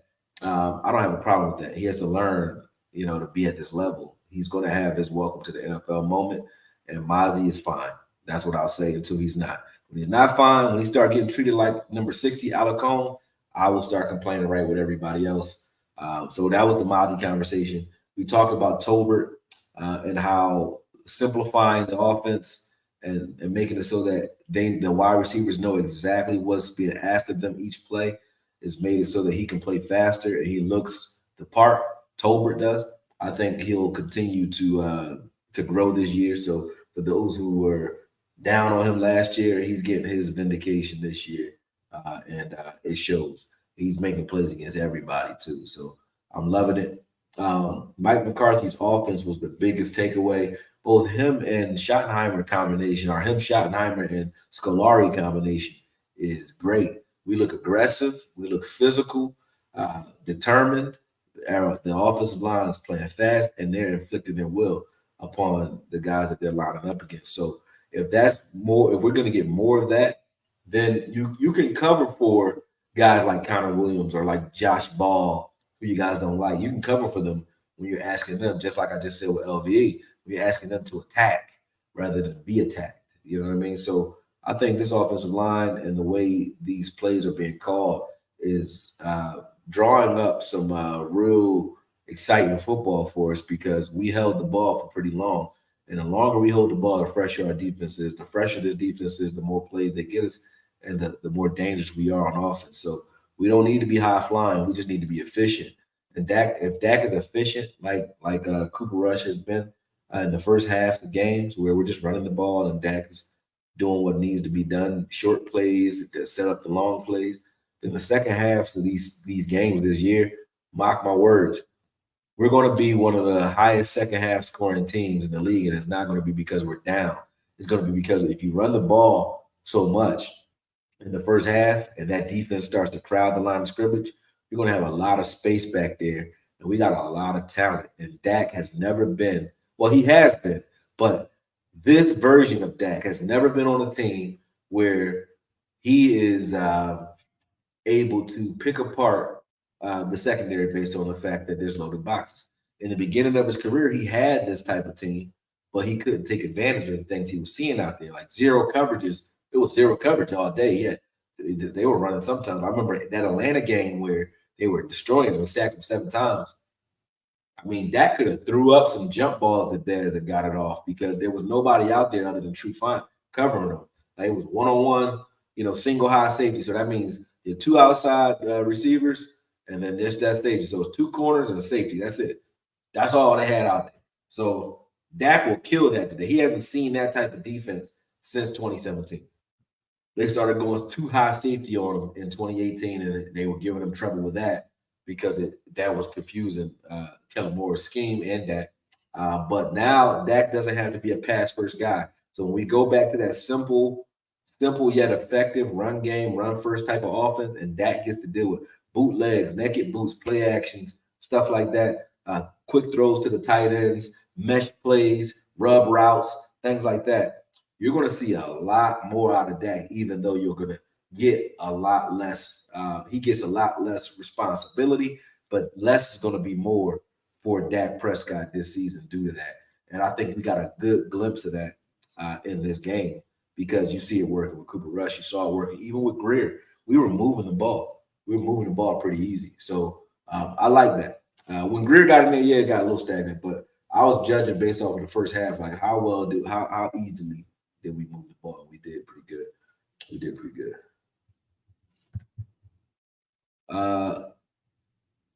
You gotta, yeah, coach, come on. It's up. I've been waiting for you too. I've only been on here so long because you said you wanted to jump on. I jumped on here today with you in mind. Yeah, the link is up there. Go in the description and hit it, man. I'm waiting for you. Let's go. I want to hear all this juice you got, man. All the sauce you got for us. What's up? Dak gonna tear shit up this season. He's not playing with Noah Brown. Dennis Houston. Stop hating on Noah Brown. Why Noah Brown always the first name out your mouth? Like Noah Brown was playing like a bum last year. Like Noah Brown, he was part of the reason that we could wait for Dak to come back last year because Noah Brown was balling when Dak was gone when he was with Cooper Rush. So why he always get the hate, I don't understand. Noah Brown was doing what he was asked to do last year and years prior. Where you go, Coach? Come on. Coach Marv. Let's go, buddy. What's up? What's up, Quasi Blake?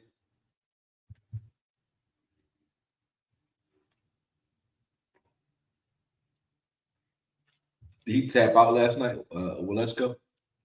I don't know. I gotta watch the. I haven't watched the film yet. I watched the game last night. I'm getting over like a head cold or something. I got a crazy headache right now. I just don't look like I can take pain, but my head banging. I don't like painkillers, so I'm just dealing with it. But last night I was under the weather, man. I watched the second half of the game, and I watched the first half this morning when I woke up, and I'm gonna watch it again after we get off the phone. I got some stuff to drop. I'm dropping. Shout out to Skywalker. Still, we got a great interview that I'm dropping this week. Clips of it anyway. I have so much content from those interviews with those guys. I'm gonna be dropping for quite a while. And then I had a Eagles fan, Tom Stakes. Anybody who's been following us on Twitter, who's seen us go back and forth on Twitter, he was talking a lot of shit. So I said, hey man, listen. And he did it though. I give him his credit. I ain't gonna hate on him. I told him, I said, I ain't ambushing you. I'm not trying to play you. I ain't trying to get you none of that, bro. Listen, you want to talk shit? I don't got enough space on Twitter to talk shit. And I'm not gonna talk crazy to you on Twitter because Twitter's gonna ban me for it. So why would I? That's a lose-lose for me. So if you want to talk shit, come on my show and you can say whatever you want. I won't edit none of your shit out. You can curse me out if you beat me in a debate. I'll put that up. Whatever you say, I'm gonna throw it up. And he did it. His name Tom Stakes. I think his name is on Twitter. Shout out to him. But he came on. We talked for like an hour last week. I'll post that up this week too. Or good show. And that's for anybody. You don't gotta agree with me. You can come on here and say whatever you want. Just make sense.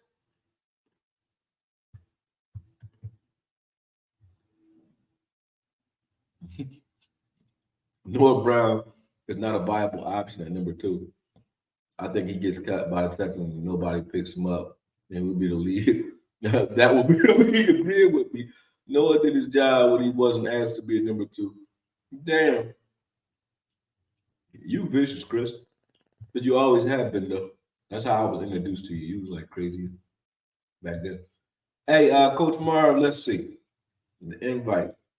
Let me see. It's literally, you got to see it. It's literally the first thing up there. Say StreamYard. It says pull up. You can't see the pull up. It say pull up in there, Coach. Pull up. It's the first link on there. I'm gonna do it again. Invite, copy. Guests can stream this to their own destination. All right, we're not doing that. All right, go back in there. I'm gonna put it up there again, just in case. So I put it up here twice, man. That link is above. It's in the description. I just saved it, so it should be on there. Try again. If not, all right, there you go.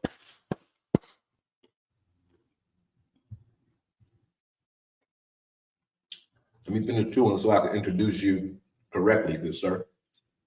I got chocolate flying on my mouth. Oh.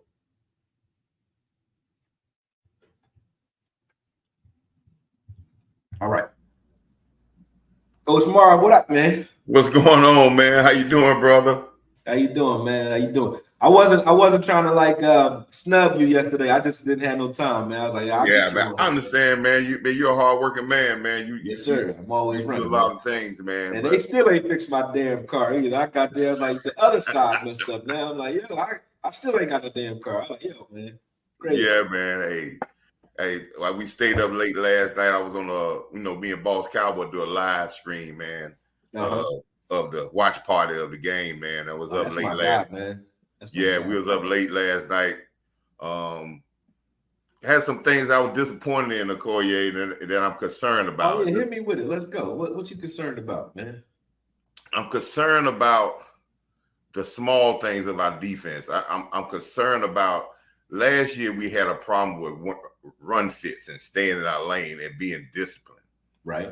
I know a lot of people going to say, well, that's the second string. In my career, I can guarantee if you see those problems in the second string and third string, that those same problems. You think it's like a cultural identity, right? Thing. Yeah. So you got, and it's not about the play. It's about guys blitzing the same gap. Defensive ends getting caught trying to go inside and letting the quarterbacks out the side door. These now things, that's something that because of the way we stunt, you're right about that. I saw a couple of those too. But because of the way we stunt, we get caught with that a lot against mobile quarterbacks. And to me, a lot we put so much emphasis on getting to the home base or getting to the quarterback that I think they get overly aggressive outside because less is sometimes more with those defensive ends too. I think we would do better if they stayed home and contained more than pass rush sometimes because sometimes when they don't get there, if you don't have, especially when you got defensive tackles that are slower like Mazi or like Bohanna or any of those guys, they're not going to be able to spill over and fill your gap for you when you do choose to go inside. So I think that's more so a communication issue though, rather than just a player or scheme problem. I think it's communication because Jalen and D Law used to do it all the time. D Law still crashes the B gap all the time, right? And gives up contain on the edge. But you remember, it wasn't as bad when we had problems with people running up the middle when Jalen was here, but not the edges because Jalen will walk up and D Law would tap him. They point at each other. I would see this on film all the time, and you knew that Jalen now has contain, and D Law can crash inside. When Jalen was freed up as far as his coverage responsibilities, he would tell him he can go. He'd be like, "You can go." So then he would go. But now you still see them doing that, but there's nobody replacing that or filling that gap after the fact. So you're right about what you're seeing. I do see it too, but it's not so consistent that it kills me. But it's so annoying because it's the only thing wrong with the defense as far as the run fist is concerned. Right now, up the middle, we're not getting killed up the middle that much. We had that one sharp and 8 play where Mazi got turned. And he figured it out. It was like they treated it like a screen pass, where they just let him upfield. They let him upfield and sealed him off. There was nothing he could do after that. He's used to getting the guy in front of him. Yeah, he got reached by the center, and all that came because his first step was with his right foot, which gave the center a chance to get around his head, his ear hole. And once he got around his ear hole, it was a wrap. It's over with. It's a block now. And he's so used to being so strong that he can out leverage that too. It was like you're not going to do that to NFL guards and centers as easily. You're not going to just be able to out athlete them and close the gap even when you choose wrong. You gotta be smart. And you gotta be smart. But and the other thing is, and I think I think we need to really look at it. And I think Quinn is saying this in the locker room. Last year, I really, my keys to victory, one of my biggest keys for our defense is explosive plays. We got to stop giving up these 20-yard plays. Yeah. They change field positions. They get teams in a place where they can get a field goal, like a 57-yard field goal. Because if you don't give up a 20, 30-yard play and you make teams go 6, 7, 8 yards of 3, 4 yards against the defense, eventually you're going to make a mistake. We're going to turn you over. Yeah. But if you give up 20-yard, 30-yard plays, you're going to put ourselves in a position where teams are getting cheap field goals against us. Right. Or we change the field position and it hurts our offense productivity because we change the field position. True. So we, in the last 2 games, and if you look at last year, the only teams that really hurt us offensively is teams that got big plays against us. No one drove the ball constantly on us, but big plays. Right. So we have to be mindful of cutting that down to a minimum, right? Because that will make our defense good. Because if you look at the last 2 games, big plays is what teams got scores off or got set up to get scores off of us.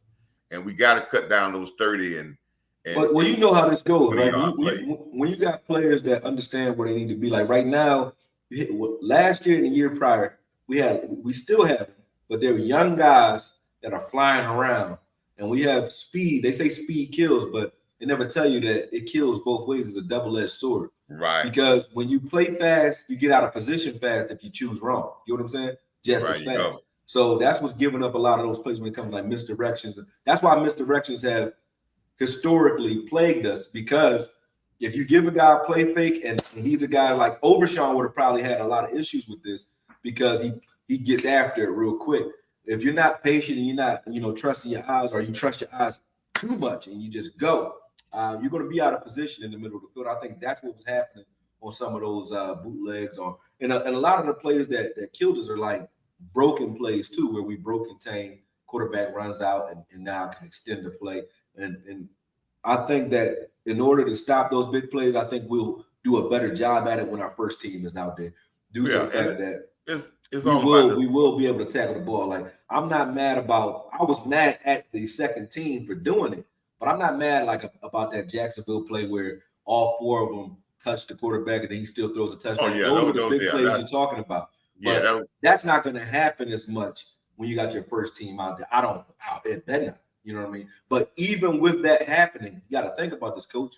We still were one of the top defenses in the league last year. So we just need to limit it some. But it's not like I don't want it to feel like, I don't know if you feel like it, but that we're just, a team that you could just get off on with big plays. It's not that often that we give them up, but when we do, it's telling. You know what I mean? It's telling because, when you got a good defense and a football player, he's got to learn how to control it's almost like driving a car. You got to learn how to control your gas pedal push. So you got to know when to speed up, when to slow it down, when to glide. That's what I was saying about Sam Wiliams earlier. Like he got to turn the heat down sometimes. He run too hot and does some stupid stuff sometimes. But I think all the young guys are doing that in their own way. They're not causing penalties like he did yesterday, but they're getting themselves out of position because they get excited. You know what I mean? So screen passes will give us some trouble, and misdirections will give us some trouble until we become a stingier defense by understanding how teams are trying to counter what we are. Once we understand those counters, then we'll be a little bit better. And I think our first team does, though. That's the thing. Like, we got a lot more experience and wisdom in our first team now, even though those guys are still, like, Mike is a young guy, but he's a wise young guy. I think he's starting to understand the game a lot better. Then you got D-Law on the line. D-Law is going to help the defense out a lot. Yeah. D-Law, he's an outstanding run defender, and if his legs are healthy, he's going to get more sacks, because he got more pressures last year, but he just couldn't finish because he didn't have that twitch in the legs to finish off. Change directions. That change of direction. Sometimes the athletic ability and the twitch in the legs come at the last. That's the last move. Yeah, we got to bend or cut under. Right before he would just stop his feet and be standing there. He can't really get to it. You know what I mean? Yeah, so if he overran it or he ain't had the right angle, it was a wrap. Right, tackling a guy that's moving. But other than that, I think it's a sad thing that we lost Overshown. But that's the nature. That's the nature of football, man. Yeah, you can't protect players. I don't get too up and down about that because everybody loses players. So that's the nature of football. I just think that this is Harper time. I think Harper is. I just think we need to let this guy play, and I think this guy needs to play with the first string because that will make him better. Yeah. He's been always playing with the second string and flashing. Yeah. But if he gets a chance to play with the first string guys, you may see that flashing even more with Harper. Y'all know my feelings about LVE. I don't need to say. I'm gonna say it like this: a guy 6'4", 240 pounds. I'm not looking for him to be a finesse player. Right. That's not. I can get somebody else smaller to be a finesse player. Right. If you 6'4", 240 pounds, I need some thump out you. Well, he lost some weight this year to get faster. He would never be an athlete like these other guys. Nah. He needs to get the thumping ability, but he does have a mental capacity. Yeah. And that mental capacity may help him out a lot. Oh, he knows where to be. That's why I said, like, LV now, like, I like where LV is now. I said that over the last 2 years. I like where he is, and this is what I mean by that. Is he a Pro Bowl guy? No. But he's a guy that I think is the perfect spell guy. I don't think he should be our number one guy, our starter, or any of that. Can he be a rotational guy? Yeah. But it's because he knows where to be. He's a safe bet. Sort of like AB was last year and years before, too. That's AB is a guy that's like, he's not making plays, but I'm not afraid that he's over there. I'm like, he over there, he know what to do. Now, whether if they make a play, they're gonna have to earn it if he's out there because he's gonna be most times where he needs to be. So I like that part. And you gotta face it. Everybody don't have the Space Jam All-Stars where every player is a 99 overall McCarthy. Right. You're gonna have guys that are role players. You got your Robert Horrys on every team where they're good, not great. They're situational role playing guys, Rick Foxes, whatever you want to call them. They're that type of guy. And LV to me is that now. And because they didn't pay him a lot of money, you can move him to the bench and it doesn't bother me. Like you could put Harper out there, or you could put Cox out there and Clark out there and those guys and Overshown if he was here. And LV is still a guy that you can rotate in there when they need a spell or something. Well, we know that. He's a guy that's probably going to be on the team a while due to the fact that they didn't pay him a lot of money. He's going to be that guy that he can't go anywhere else. They let him hit the market, I think, twice now. Nobody want him. So, ain't nobody coming for him. So he might be around here for a while. So I don't mind where he's at. I had a problem where we had him ranked so high that he was being called this guy that was running around doing things that weren't showing. Yeah, he's not a staple. He's not a staple piece of this defense. No. And that's he's not going anywhere. We are, the real people know why that's not happening. But anyway, we know why that's not going to happen. So, but I'm not saying he doesn't have value, but you have to be able to put him in situations that's going to make him that you're going to get the best out of him. He's not a guy that you want him to do the athletic type things. He's more of if you get him and tell him, go here, get everybody lined up, have this, get people in position, figure out what's going on, and do this particular job. He could. That would be a great thing. That's what he does. Right. So you got to bring along these other guys because these guys are the future. Cox didn't play bad yesterday. You got to change that. Cox played good yesterday. When you say not bad, it sounds like it's just like okay. But because I said that. But I'm gonna say it again. You was right on point with it, Okoye, back when Cox got drafted. Mm. Cox is a big nickel. I don't believe he thinks he really is a linebacker. No, I don't think he's invested in saying I'm a middle linebacker. Yeah, he's invested in saying I'm a big nickel. Yeah. You put him at big nickel, you may see a whole jump in confidence in this kid. He's trying to fit himself in a peg where he don't really truly believe that that's where he's supposed to be. Right. But he's trying to keep a job. Cox plays that same role. He said it out of his own mouth. I think the West Coast is one of those guys. Yeah. He wants to play that same role as Kurtz, like J. Yeah. He likes that role.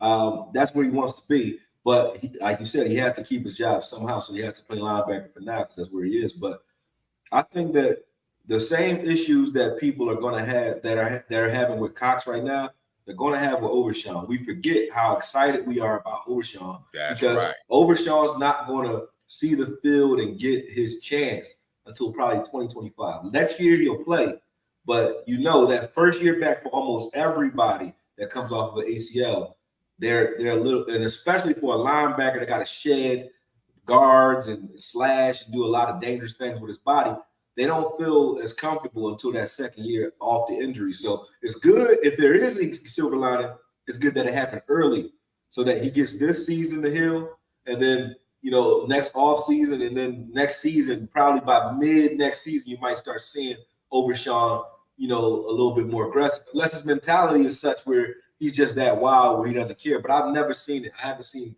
anybody come off of an ACL tear and tear it up that first year back.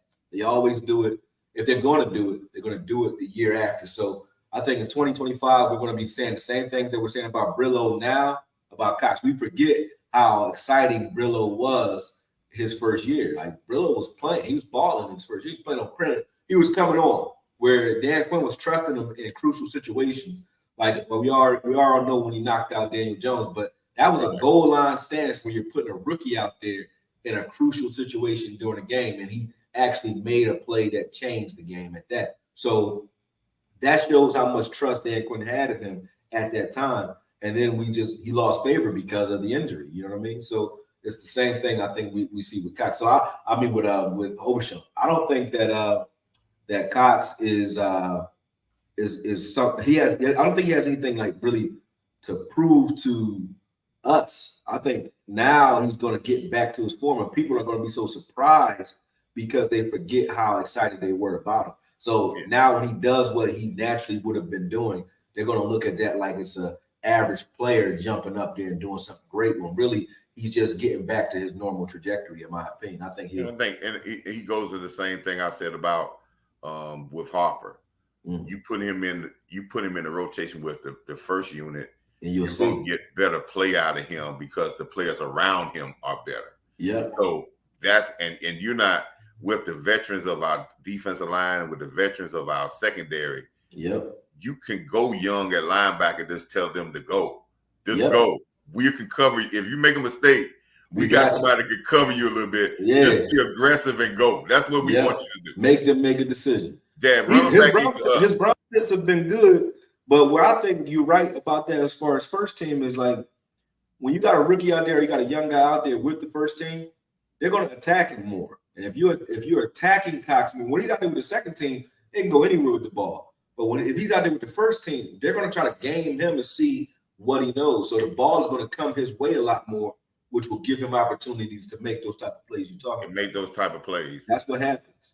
And it's just like when you put a young corner out there and they see as soon as a team see a cornerback go down, they're going at that side of the field all day. So that corner is going to have an opportunity. If he really got it in him, then that's a good opportunity for him to make plays, because just like Trayvon, his first year, he got opportunity to make plays because they're throwing the ball at him all day. They're going to throw the ball at you all day. See what that's the crazy thing about it, Corey. I hear people talking about Scott's stock is down because a guy get burnt. I don't think people remember Trayvon Diggs had a rough rookie year. Yeah. I mean, they don't forget. I think they forget about that, and they look at a guy. I try to tell people last night on live stream, tell me a defensive back that don't lose a get burned. Tell me an offensive lineman that don't miss a block. Tell me a defensive lineman that don't get blocked. I just said that earlier. I said they was like Osa getting pushed up. I saw Osa get pushed back 5 yards. I said I see Aaron Donald get pushed back 5 yards too. That's right now. That's not his rookie year or his third year. That happens today. But that's not his game. You know what I mean? So right. Those things, nobody mad at that. Yeah, the other guys are getting paid too, and it happens. Yeah. So, that's why I said that Scott may not be a starter right now, right? But they see potential in him that he can do. I think he had one great pass breakup. Yeah. And then that pass that he got caught on, he got caught on the upside, didn't know the ball was in the air, but it wasn't like he was totally lost. Yeah. if you want to talk about somebody that you know, not that you worry about, but at worst a coverage breakdown is when Bland was looking in the backfield trying to that was like, I was like, Bland, what you doing? But he was just being over aggressive. That's why I was saying, like, the way you beat this team is you use their aggression against them because there's so many young guys that's flying. Like the same thing that make you laugh about this defense and make you cry is because we're flying after the ball. So you're going to have opportunities there. But the good thing is, like, we can fill and replace a lot faster because these guys are so fast. So, you know, some plays that might go touchdowns against another team, we're tracking it down, chasing it down, and not stopping the ball. So I wasn't happy with that from Bland either. But I'm not. Nobody jumped out the window. Nobody even mentioned that about Bland. Had that been Scott, they would have said that. Nobody mentioned it at all. Like, oh, that's Bland. He cool. You know, so they pick and choose. It's like selective disappointment, so to speak. You know and see, that's why the offense. See, when you play this type of defense like we were talking about, that's why it's so important for the offense to win time possession, because now you force the other offense because they got the feeling that they're not going to have the ball as much. They get desperate. They speeds them up, and that runs them right into the strength of your defense. You know football. That's why Parcells was so effective. Parcells would play the clock. You're not playing Parcells' team. You're playing the clock.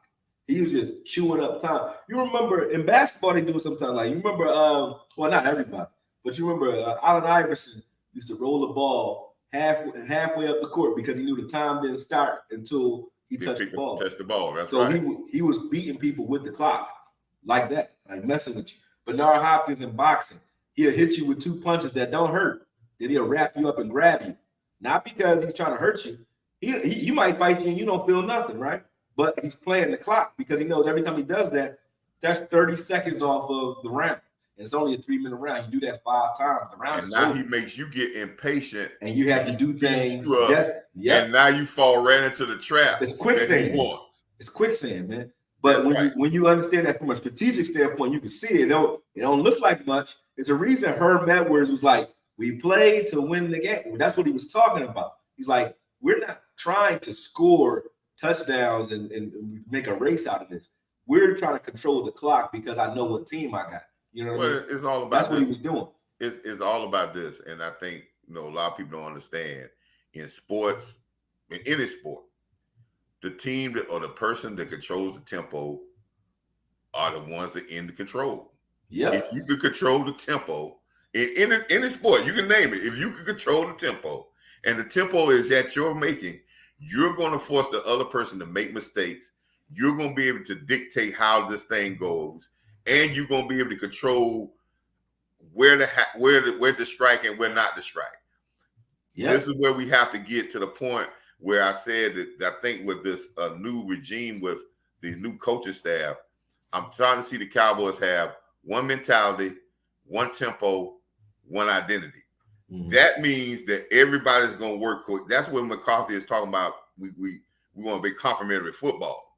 Mm-hmm. So I want him to make sure, like they did last night, worked a lot on the run game, because the run game and getting first downs is going to control the tempo, and you're going to have it where your defense is going to be able to attack and get you easy scores, and you ain't going to have to work as hard. Exactly. And now that offense has even more pressure against them to try to make big plays against you. And then your defense, it makes them more predictable. They're more predictable now.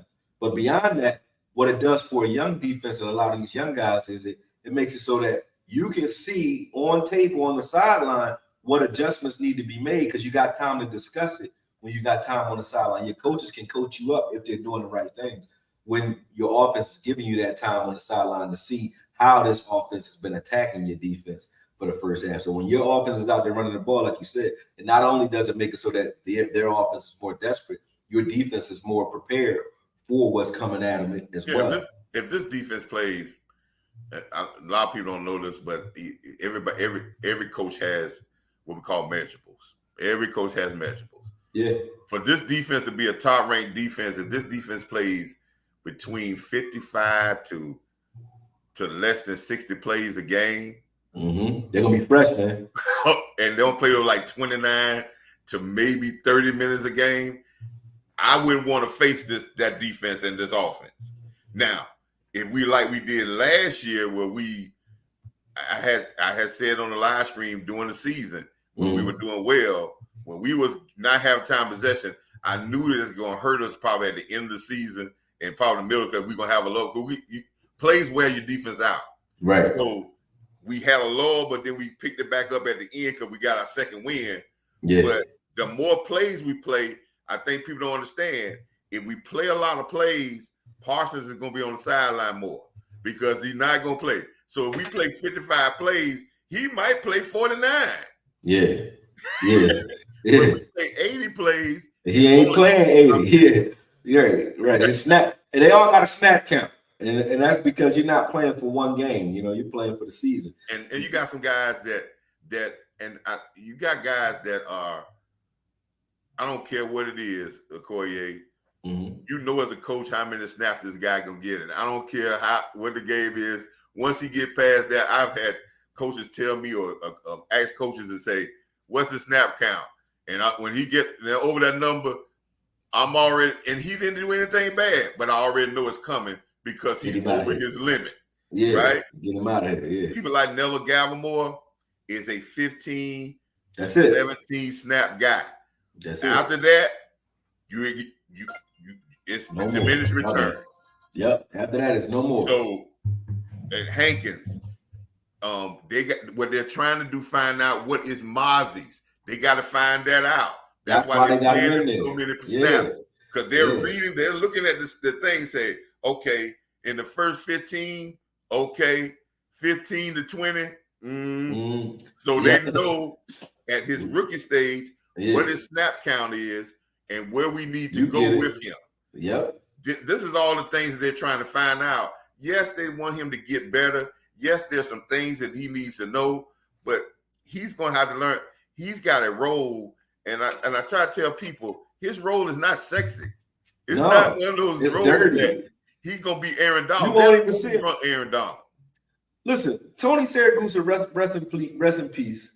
Tell me how often you saw Tony Siragusa running around doing something great in that Ravens defense.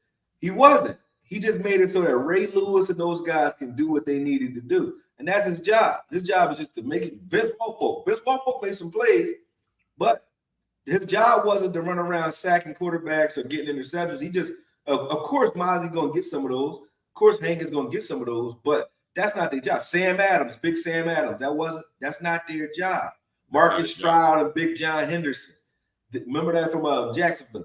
Their job is to soak up blocks so that everybody else can play as fast and free as possible. And the thing that I saw even yesterday, like we were making a lot of stops early in the game.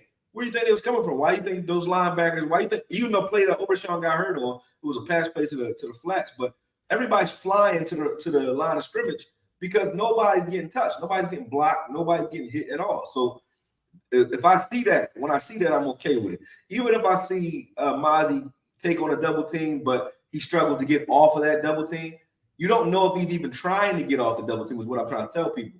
Last year, we got called a couple times. Carlos Watkins used to get called for it a lot because Mazi's playing that same role. And Carlos Watkins used to reach out and grab two guys. They would call defensive holding on him. You'd be like, you don't really hear that. Jenkins got called for that too last year. I think. Why do you think that is? Yeah. Because he's not trying to get off the block. He's trying to contain you so that you can't get to the second level and get on to the next level. So you can't combo block him and then get to the second level and scrape off to those linebackers. You can't do it because he's grabbing you. And Mazi, you don't know if they're asking Mazi to do that or not. So it was like, when you see that, I look at it like, as long as my linebackers are running free, I look at you like you're doing a good job. When you get off that block, though, and make tackles or make splash plays, then I say you're doing an A+ job, because now you're doing your job and you're making plays. But if he's just doing his job, it's enough. If he's making plays on top of that, which he did in the Jacksonville game, they gave him credit for one tackle. But I showed it on film. I'm like, he made at least 4 tackles in that game, 4 lost at that, 2 in the red zone, but he used another man to do it. So, and that's when he was one-on-one. So when I see Mazi doing that, the first game I was more than happy with.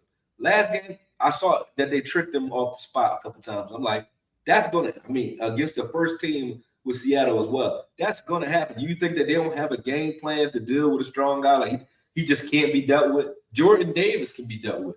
Right. All these guys can be dealt with, but they have an exceptional talent, and Mazi is that. He's an exceptional talent. He has freakish strength that you can't replace.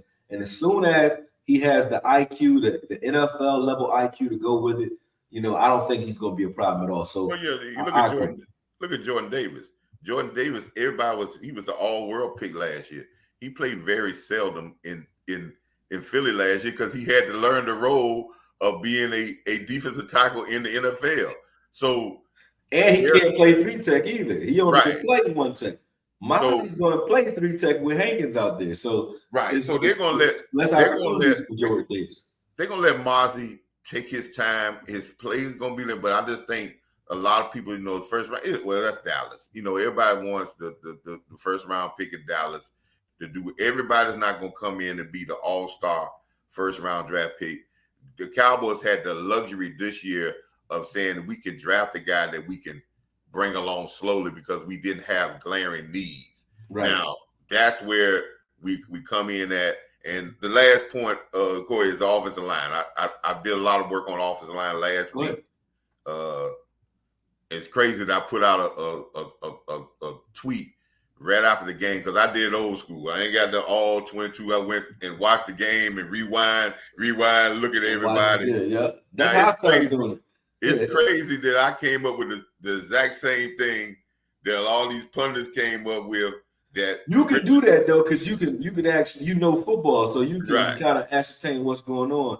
But when you can't, or when you got to slow it down, you got to slow it down and watch what everybody's doing. You can kind of you can articulate a little bit better, but you can still watch broadcast and get something out of it. But go ahead. I'm sorry, I cut you off. Go ahead. Yeah, but Richards, I like the talent. I think the talent is there. I like the upside with him.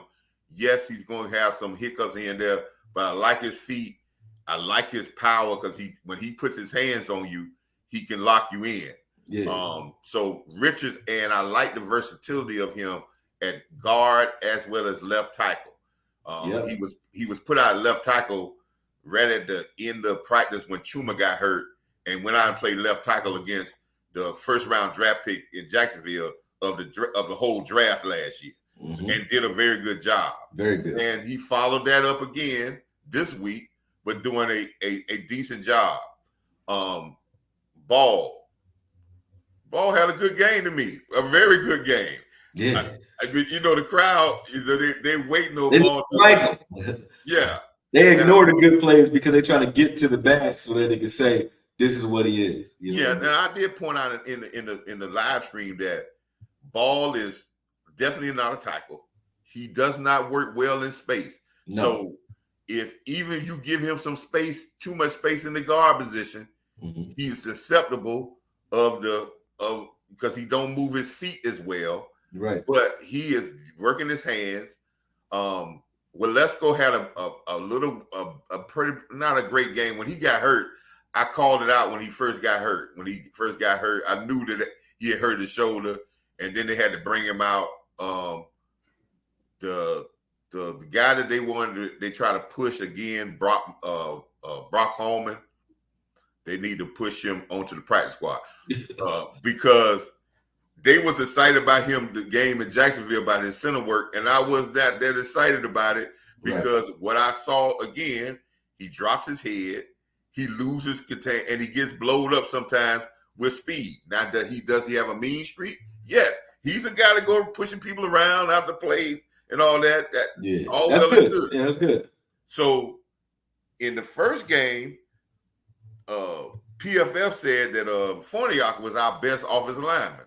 When I went back to look at that, Forniak exposed himself to getting destroyed in some pass blocking things because his arms are too short at the guard position. So they didn't get into his body too easy. He's a better suited for this center.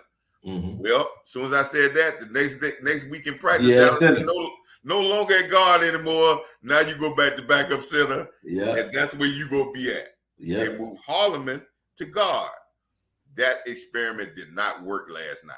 Holloman made the line look bad because he got beat on several occasions because he dropped his head, lose contact, guys in the backfield. And I always tell people, one offensive lineman can make the whole offensive line look bad.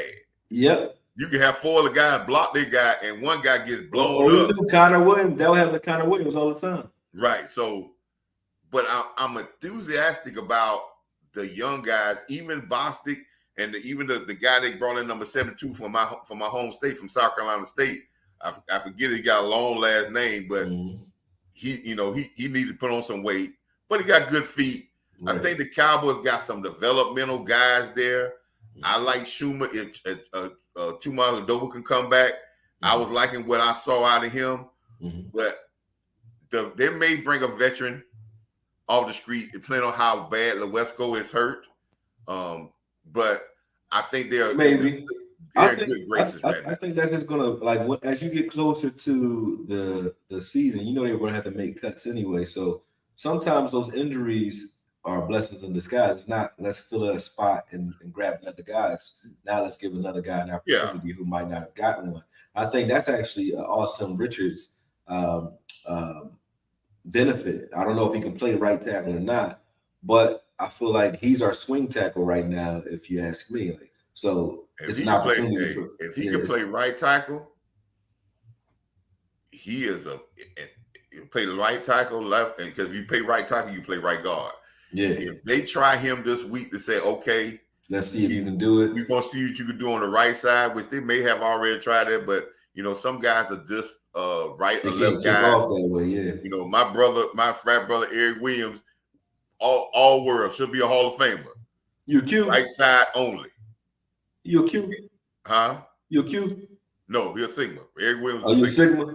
I thought it was a Q dot. But he can only play right side. Left tackle, Eric Williams looked pedestrian. Yeah. Right tackle, he was all world. Eric Williams, he's from Philly too, right? He's from Philly. Yeah, that's where he played. Went to Central State. Yeah. Right tackle, dominant. Left tackle, So that don't mean because a guy can play both. That a guy can play tackle, he can play both sides. No, not necessarily. Yeah. But if he can, though, then I don't think you need to go out there and grab a veteran. That's what I'm saying. Like if he gets an opportunity, you don't need to. But if he can, you probably gonna grab one. Yeah. And then if their thing is this, their veteran was Chuma Akado, right? Yeah. That's who they brought him in to be the veteran guy. Yeah. If he can't come back off that knee bruise, then you may have to go out there and get somebody. But I believe you got to think about it this way though, because you got Steele who's going to be starting, right? And you got it looks like they're going to put Tyron Smith back over at left tackle. But with what we see with Austin at left tackle, if we did have a problem where Steele goes down, we saw them take Tyron Smith and put him at right tackle last season. So you could do that again and have Austin play left if that were the case as well. I think that's the case. And if something happened to Tyron, if something happened to Tyron, then you're in trouble. But if something happened to Tyron, Sim played better at left guard than he played at left tackle. Yeah. You can move Tyler to left tackle, Smith, and there you go. So I think that's what I mean. Like we got flex with our offensive line. And they're gonna play better. Sam Richards is gonna play better beside two better players than he playing now. So I like the people look at it as if he playing good now, put him beside a Tyler Biadasz and a Tyron Smith or a Tyler Smith, he's gonna play better beside those guys. That's what they're doing with Tyler Smith right now. The reason Tyler Smith is not your left tackle is because him at left guard between Tyron and Biadasz is beautiful because he doesn't need that much help. But as far as communication, he's not all the way out there on his own. Like he's right there next to the center. So and him help blocking and just double teaming with Biadasz or standing alone, he's fine. Standing alone, he's fine. But if you got him double teaming as strong as he is, Tyron don't need no help. So if he's double teaming on run plays and things like that, you got him and Biadasz pulling or double teaming guys. It's crazy, man. Yeah, I think you made an interesting point earlier. You're not looking when we look at the second string offensive line. Hopefully, you don't need one guy to come in. You just need a piece. You don't need if you need the whole offense, second string off line, you already up. You already screwed. You done, right? You looking to see which one of these guys going flash. You don't need all of them. Yeah. You just need one guy to come in to fit in right there. And as you're a good enough coach, you understand to say, okay, I know this guy. Yeah. I'm not gonna put him in situations with his bad stuff. I'm gonna try to put him in situations the stuff he does outstandingly well, right. And I'm gonna have my guys help him on his bad stuff, and we'll still be able to function. We do. Yep. I'm not gonna put him out like we put Ball last year, knowing he can't move, he can't take the outside, and we put him on the goal line against the team, and then leave him out there butt naked to say throw the ball at the sack, and Dak in the end zone. You put him in a bad situation. You put him in a situation to fail. Yeah. And then we ripped him because he failed because we put him in that situation to fail. Right. No help, no nothing on the island. Yeah. Like, make it work. Like, nah, I don't work like that. So that's where I think we with the offensive line, I know they're going to have a lot of stuff because, our Cowboy fans, their name coordinate, a lot of them going to be like, man, we need to go and get Jason Peters. Listen, man, 42 years old, that engine gonna stop sooner or later. That engine is still not as what it was before. Yeah. You can find somebody who's not 42 years old, right? That's gonna be released somewhere, right? That's gonna give you something other than a 42-year-old guy, right? That's not what you want. Agreed. Yes, I don't think let's go done though. I don't think he's done for the season. I don't think he's done, but I want to make sure that that's not the same shoulder. I look like an AC joint when it happens because I had those AC joints like when he tried to hold the guy because the guy got on the outside, he grabbed the guy, ripped up under him, look like where his shoulder pops out on the top. Yeah. And that is painful and it gives you a sense of non-feeling and strength, loss of strength. Yeah. So hopefully he can come back. I'm just want him being for insurance of tearing steel because like I said, coming off that knee injury, you never know when he may start having some irritation in that knee. Swelling and irritation. Swelling or something. Yeah. Or you never know when his agent say, hey, man, it's time to get your contract together. Yeah. Because if I was him. Yeah, you got to get that money. If I got a knee injury, $4 million, and I ain't made about $3 million my whole career since I was an undrafted free agent. Listen, I'm going to take the market deal, but if I can get $12 million a year for a 3-year deal, I'll take that than to sit around trying to wait for the big market deal because if I get hurt again, I may never get nothing. So it would seem like Terrence Steele should have his agent going and say, hey, we're gonna play, we're gonna let you win on this deal. What I've seen, you make sense, but what I've seen, and the only person I think that's so far may get away with that is Zach Martin. But what I've seen is the way the Cowboys handle you when you are in a contract situation.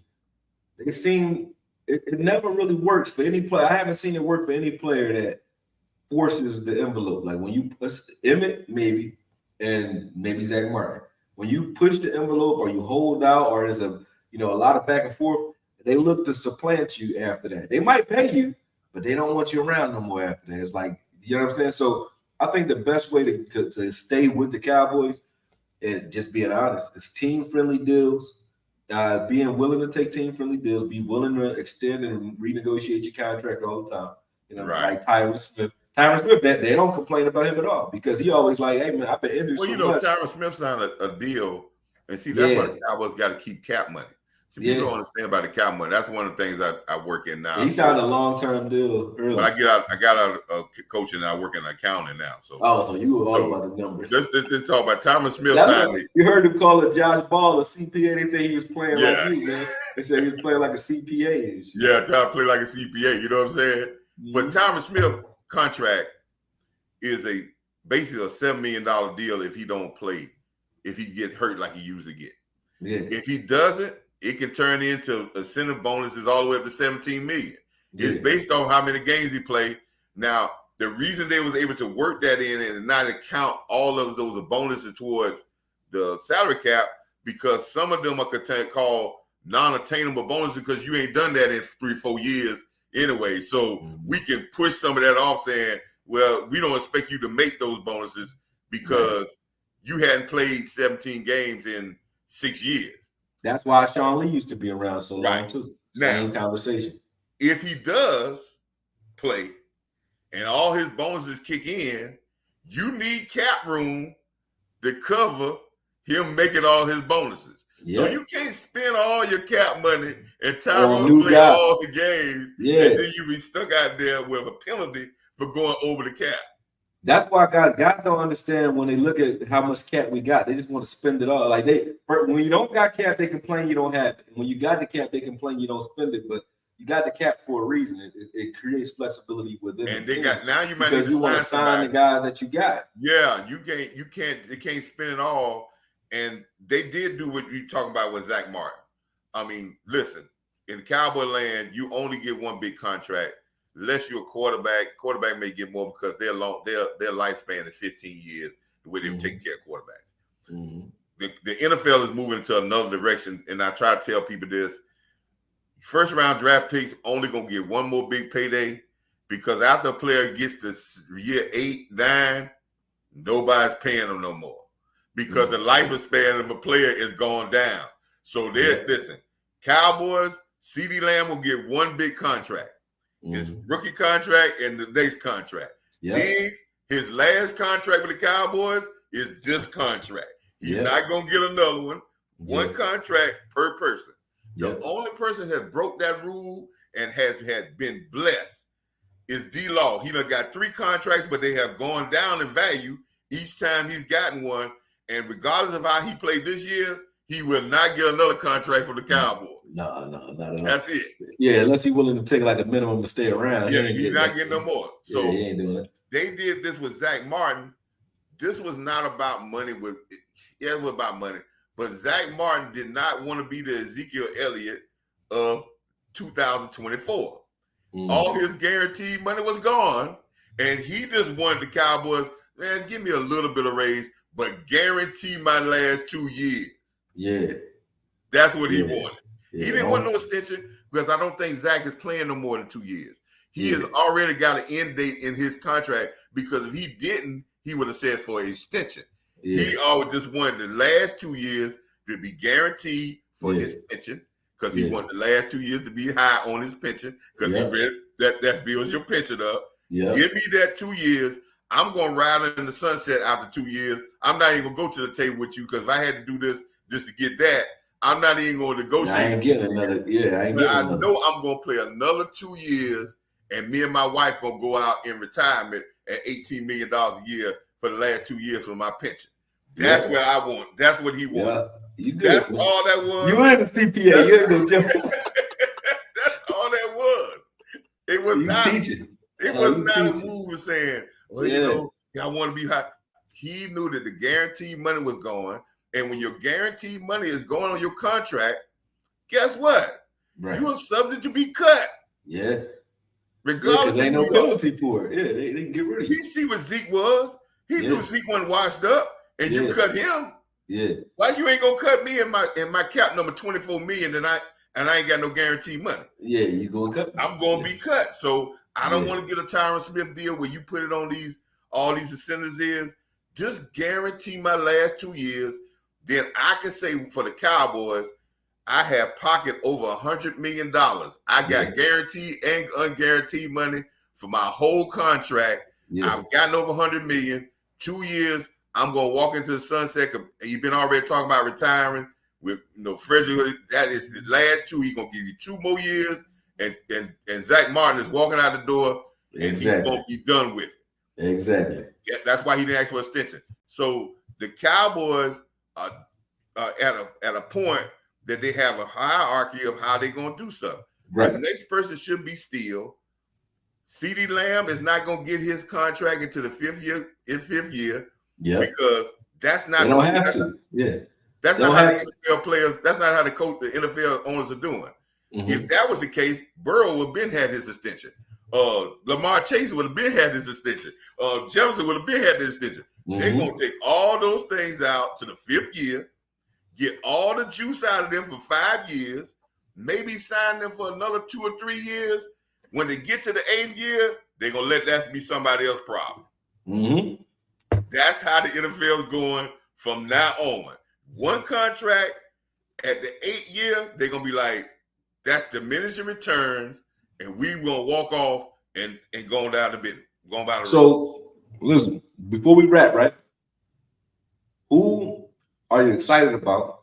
Like for the title of the video, right? It was like, who are you excited about, and what are you looking for in the last preseason game? Like, who are you looking at, like, as far as like tough cuts? Like, who do you think will be a tough cut this year? Defensively, mainly. The cuts got easier when the injuries came. The cuts it's getting easier, yeah. Yeah, they got easier. With Overshown, that saved some people off the boat. The tight end that they were looking at. You had to choose between Harper and Cox prior to Overshown getting hurt. Now the tight end, the guy that they want to talk about, he got hurt. They're gonna do an MRI on him. The young guy that they were talking about. So I mean, so that helps out a whole lot. Even Lesko getting hurt, if it's something maybe 2 or 3 weeks, all that helps out. So that's gonna bring a lot of guys in the fold. But I'm really excited about seeing again Richards work some more. Mm-hmm. I'm excited about seeing Ball even work some more. They played him back in there. Everybody was happy about Bass, but they brought Bass in there for a series, and then they took him out, put Ball back in, then they brought Bass back at the end of the game. So I didn't get a chance. Bass a wild man. But I didn't get a chance to look at his total thing because I was going through when I just did the first half. So I need to look at Bass because I need to know why they took him out. Yeah. Did he look bad? That's why they took him out. But I need to find out, or did they wanted a better lineman in there when they brought Deuce in there so they can make sure Deuce has some run blocking going on. There you go. Okay. So I'm excited about seeing that. I'm excited about seeing our running backs. Corey, I'm from South Carolina. I've been following Rico Dowdle since he was in South Carolina. Okay. I'll tell everybody, and I'll make sure everybody understands this. If Rico Dowdle don't be hurt, he been hurt every year since his junior year in high school. Mm-hmm. Every year he was at South Carolina, he wowed everybody, but he always missed games because of injury. If he's healthy, he's a starting running back in the NFL. Oh yeah, I can see that already. When he put his foot in the ground, he out. And then when he was on kickoff returns, he, any big guy that can run the way he runs, I'm excited about him. I think he needs to protect the ball a little bit better. Although I didn't hate on him for that fumble at the goal line. Yeah, because look how he caught the ball and ran around people, ran through. He was trying to make a play. Like when you're trying to make a play, you're trying to get a touchdown. That happens. It was just a good play. It was more of a good play by the defender than it was a bad play or bad ball security by Rico. He was going for it. So I don't have a problem with him. I think you're right. I mean, but one thing about Rico, had a very good game yesterday. Right. But if I was ever to sit down with Rico, I'll tell him this. If you want to be a second string running back 2 in this league, your ass better never miss a block on a punt team. That's unexcusable. That you can't do that and play in the NFL because you're gonna play special teams, and that's the easiest block in football because you know who it is, and you ain't got to block him long. Just don't whiff like you did and get a punt block, because if I can't trust you on punt team, you have no place on my team because you're not gonna get enough opportunities to run the ball. But that punt team, you got to do that every single time. So that's to me, that's worse than the fumble. Yeah. It is, especially when it ended in safety. When it ended in safety, it's definitely worse than the fumble because they score in and get the ball back. So you can't whiff on those blocks. You got to have, and I think, and it's not because he didn't have the physical thing. Mentally, you got to be ready for every play. Every play, you got to be mentally. He came out flat. That's right, because you're only good as your last play. I always tell players that. You're only good as your last play. So your last play was, did you whip on the guy? That's what I see last. That's what you are. So, but I'm excited about those things, those young players. Defensively, I'm excited. I want to see us be a little more disciplined. I'm worried, Okoye, I would have loved to see our first string defense on the field in this game because we got a young team. And I think our young team needs to be out there on those reps. And I think, all this talk about being injured, that's when you have older guys, you think about that. But when you got a young deep team, you got to put them out there so you can have some film to judge them on. True. In training camp. But Overshown is young too, you know what I mean? That's right. So you're gonna have these things that happen, but again. But would you be willing to see? That's the point. Like, it's one thing when you lose a guy that's young during the season, and you got him 3-4 games out of the season and he's gone. It's another thing when you lose a marquee piece like a Diggs or a Parsons in a preseason game, or a Osa or any of those guys. But you see that they are playing the young guys that have a position that need reps. Like Osa's playing, Chauncey's playing. You know what I'm saying? Right. You know what I mean? Those guys are playing. You don't see Hankins out there because he's an older guy. You don't see Diggs out there. The guys that are specialty players that can get their reps in training camp, like a corner can get his reps in training camp because they're running with those top receivers anyway. So you kind of know what you got in Diggs. Parsons, you know what you got in the Parsons. You know what I mean? You know the intensity and the way he goes out and approaches the game. Yeah. Donald Wilson is healing. You know what I mean? So you wouldn't have put those. I wouldn't have put those guys out there because I would, even though we are deep, I wouldn't want to risk a Parsons or a Diggs to a preseason game. Well, one thing I'm saying, and I agree with you on that, because you look at the defense, we pay a lot of guys. I just want to caution people that it may be a little ugly early because there's gonna be some growing pains first. Because you're gonna have a whole secondary other than Bland that ain't tackling nobody since last February. Yeah. So, you ain't got to worry about Diggs being a problem because his ass don't tackle nobody anyway. Yeah. So you're gonna have some things on that, but again, the only reason I say that is, Koye, we said it's a copycat league, right? Yeah. And if the Super Bowl champions, the guys that have been in the Super Bowl for the last 3 out of the last 4 years and the won 2 Super Bowls, can trot all these guys out there and play a whole half. If I ain't been there, I'm gonna copy y'all. True. True. Andy Reid from that Parcells cloth though, where he's like, you don't protect no players. You can't protect. Yeah, he gets them in the intensity. But Jerry is an accountant like you. Jerry counting money. Jerry. I'm pretty sure McCarthy would have played some guys, but Jerry like, man, I pay these guys. I just paid Diggs. I got guaranteed money on Diggs. You protect that. You know what I mean? And Parsons is Parsons. So you know what you got in Parsons. You don't really need to play him. But like I said, the guys, JV B-Boy said Diggs does tackle. I know he does tackle. I'm talking about shit, man, because of that San Fran game. Everybody gonna talk shit about. But I know he does tackle. I'm just talking shit. He tackle. But anyway, he's from Alabama. He's from Alabama. He's not a hitter though. Don't make it seem like he's not a hitter, but he know how to tackle. Yeah, if you play at Alabama, you know how to tackle. When he wants to. When he wants to. But he had to tackle Alabama. But there's nobody else though. There's nobody else that I would have put in that game that hasn't played. The safeties. I know Hooker's gonna be fine. I know Wilson will be okay I don't know if he's like nursing the injury or what, but Wilson. The people don't understand about Wilson because they done kind of swept it on the rug. When you have a Achilles strain and it sits you out for 4 weeks, the whole training camp, it's torn. You got tears in it. Yeah, it's tear. It's not a complete tear, but it's some tears in it. And if it's a 1 or 2 grade, it got tears in it.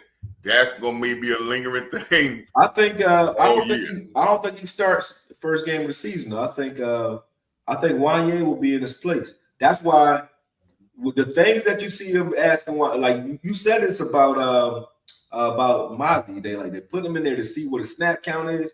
They put Juanyeh everywhere that you would see Wilson in a game because they want to see where his stress points are. What can't he do that we ask Wilson to do? And he's physical. And there is nothing that he can't do that you would ask Wilson to do at this point. And that's not me hating on Wilson. That's me bigging up Juanyeh because Juanyeh's level of play so far. I know it's preseason. I ain't crazy. There will be a team that can trick him because he's young. But so far, his ability, just talent, size, speed, IQ, intensity, it's all there. And then his ability to play single high, box, slot. He can do everything you ask Curse, Hooker, or Wilson to do. He can do by himself. And then you put him in there beside Hooker, Diggs, Gilmore. He gonna look even better because now he's gonna be forcing the ball to him. There you go, and that's where they want to try to find him. I think Bell. They wanted Bell to be that person. I said on the live screen yesterday, Bell gained too much weight to me. He gained too much weight, man. He gained too much weight. I thought he was a linebacker anyway. They were saying he's still a safety. The first game I thought he was a linebacker. He looked like a linebacker. Gained too much weight. And then he seemed like he got a little giddy up, may have a little hang. He may have, because he don't look like he's running smooth. But, you know, you get pressure like that with people knocking on your door, you're going to try to keep on playing. But, again, I just think that you don't ever want to lose your speed. No. And I tell players, don't try to gain weight to be physical and lose your speed, because speed is your best thing you got. Well, as a safety, that's like as a safety anyway, especially Bell, you don't want to gain too much weight regardless. Yeah, and he did. He put on some weight. But I'm not saying he's not going to be on this team. Oh, no, he's going to be on the team. Kelvin Joseph. Good. He played good. Joseph played very well. And Joseph, I think if the crowd gives Joseph some love, you may flip that switch of confidence back in him. You said the crowd gives him some love? Yeah, because it's right now, the confidence level, and playing defensive back, it's all about confidence. Oh, yeah, you got to have it. And if he gets that confidence level back, you may get a sweat. Now, is that mean he's going to come out and start? No. But he will be able to rely on him. The only way he's going to get that back, man, and it ain't going to come from tackling. His confidence as far as coming up and smacking somebody, he got that. He'll still hit you.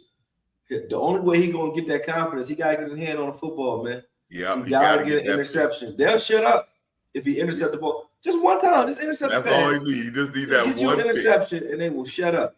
They're not going to leave him alone. A pass breakup ain't going to do it. He need a whole game full of pass breakups to get that. You need an interception. It don't even matter if it's a pop-up interception. Just some excitement towards him, and then people will give him some data. Or if he get an interception, turn it back to the house, man, he do that. They'll leave him alone. Yeah, they'll leave him alone. He'll be all right.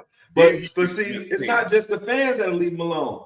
So what you like you just said, you're only good as your last play. To an opposing offense, you're only as good as your tape.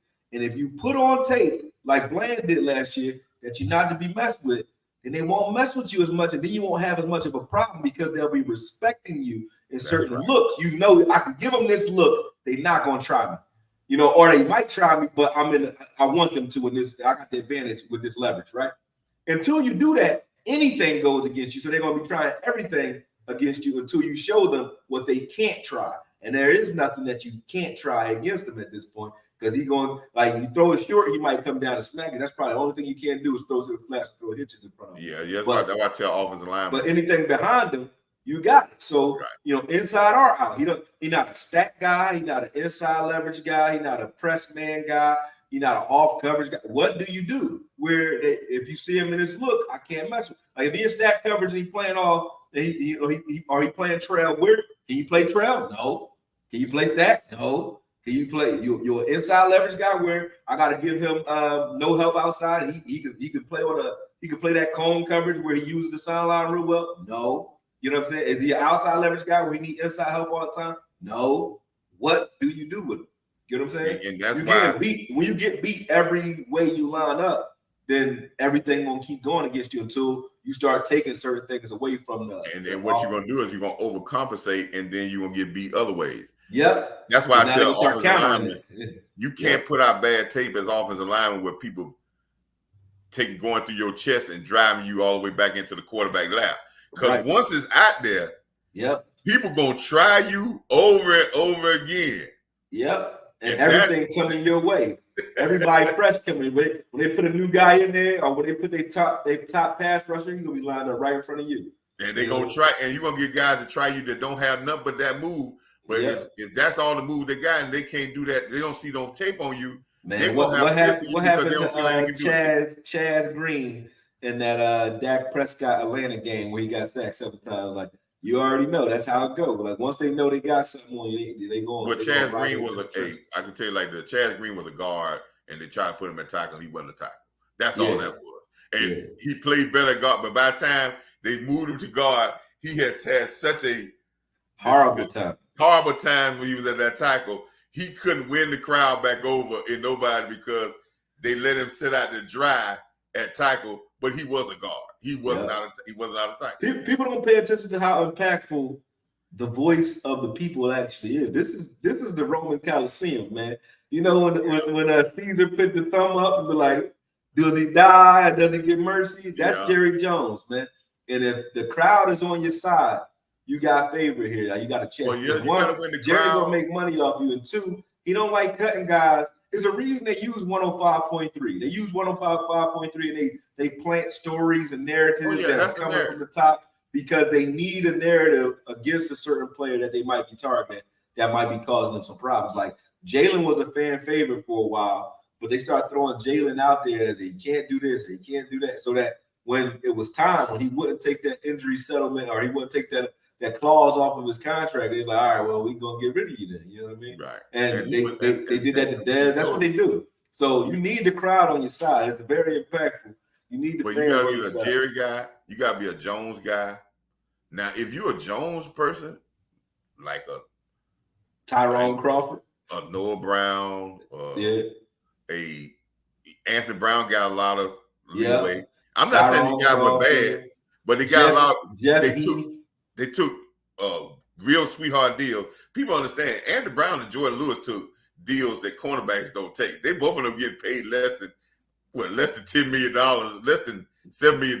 Those are sweetheart deals. That's why they were here. Noah Brown got paid $1 million every year. That's why he stayed here. Yeah, he didn't fight the power about getting paid more. But that's smart though when you understand your open market value. That's Some right. players You understand when you're gonna keep a job. And you got to think about it this way. You're not just a football player for the 3, 4, 5 years that you're playing. You got to really realize like the free agency market hurts a lot of players now more than it helps, because even though you can get to another team, you can go to another team, make more money, now, you have to perform at that level once you make that money, and you might not gel with that particular team. If you find chemistry with the team that you're with, like, think about it this way. Cedric Wilson left this team for bread, right? Right. What happened in Miami? Horrible. Exactly. He was better off taking less money, staying here, building up his resume and his career with that. And then, if he wanted to go somewhere to splash later. Because he'll make money. He'll make money in Dallas forever. Listen, why did Dalton Schultz and Noah Brown go to Texas? Because their brand is the Cowboys. They're always going to be known as the Cowboys. So they're going to make money in Dallas, Texas, because they've been on the Cowboys for so long. Yeah. So they don't want to leave the state of Texas. They go to Texas. Hell no. But people still know them as what? Schultz too. He's another one. You turned down the money that they offered you for a long-term contract, and then went and took nothing to go to the Texans. Because you wasn't going to get that offer again. They said, "Oh, we're not giving you nothing now." He had a chance to get, and I think but something that's crazy about that, they would never publicize what he was offered. Now, if that was somebody else, because certain people you don't talk about their money. I ain't want to go into that, but you don't talk about their money. So they never offer and they probably offer him $7 to $8 million deal for 3 years, about 18 guaranteed. He making $2 million more at Texas for 1 year. He could have stayed in Dallas and been locked in. But once he decided to say, no, I want to test the market, and they even told him, it's all over with. We're going to let you walk down the road. So, again, they like guys that's going to say, hey, we're going to take care of you, but we want to seem like we winning on deals. The only person that they didn't win on a deal, and of course, I'm going to say this, and this is crazy. I want you agree with this, right? Mm-hmm. They didn't win on old Kellen Moore. Kellen Moore quit before they even fired him. Mm-hmm. They don't want the people to understand. They don't want the people to see that. Right. Kellen Moore had probably quit 2 weeks before they even got to the playoff game because he was already out the door before it. They wanted to make it seem like we made a decision that we gonna let Kellen Moore because it sets a precedence. You know what I mean? You need that. If they would have said he supposed to be our golden boy and he quit on us, that's embarrassing. Yeah. So we had to make it look like we quit. We made him go. No, right. Kellen was already gone, and he had already had his deal. Kellen was already trying to get out of here. But I think the truth is exactly in this case, exactly how they stated, and I say it for this reason. Mike McCarthy's dabs at Kellen are authentic. Like, he doesn't like Kellen. Right. So I think the feeling, maybe from the Joneses probably wanted Kellen. McCarthy didn't. So when they say the feeling was mutual that he got up out of here, it was a crowded room around Kellen with people who had more experience. When you have your offensive analyst as Brian Schottenheimer already, and I know that he had some input on that stretch when Dak was out. Schottenheimer did, because that wasn't Kellen Moore's offense. It was more. It looked more like what we were doing the last 2 games. I mean, with our offense when Cooper Rush was in there, right? So that's what we looked like during that stretch. So I think the fact that it was a crowded room and he had people who were like influencing his decision making, and he wasn't able to just do what you want because you're the wonder kid. That probably bothered him and rubbed his ego the wrong way. And then the philosophy is the overall team from McCarthy. It didn't gel with him what Kellen was doing. It didn't fit. It wasn't complimentary football like he says, right? So I think Kellen probably did want out, but I do think they wanted him gone at the same time. So when they said that we mutually parted ways, or I think that part for the first time, I think they were telling the truth, because Mike McCarthy don't miss no Kellen Moore. He wanted. You know something? It's crazy that people don't understand. When they lost to San Francisco, when they flew back, Kellen stayed in California because he knew where he was going. So Kellen, I like to say, it wasn't the Cal. Listen, Kellen quit on the game plan before he even went with the San Francisco. He did not give a damn. Yeah. But he acted like that most of the season. I'm like, Kellen was the most disjointed. He might do well with Herbert. Don't get me wrong. He is a good quarterback who's a Peyton Manning type guy. Will love Kellen Moore, because Kellen Moore is a quarterback's friend. But because he's a pass happy dude. Running backs ain't gonna love him though.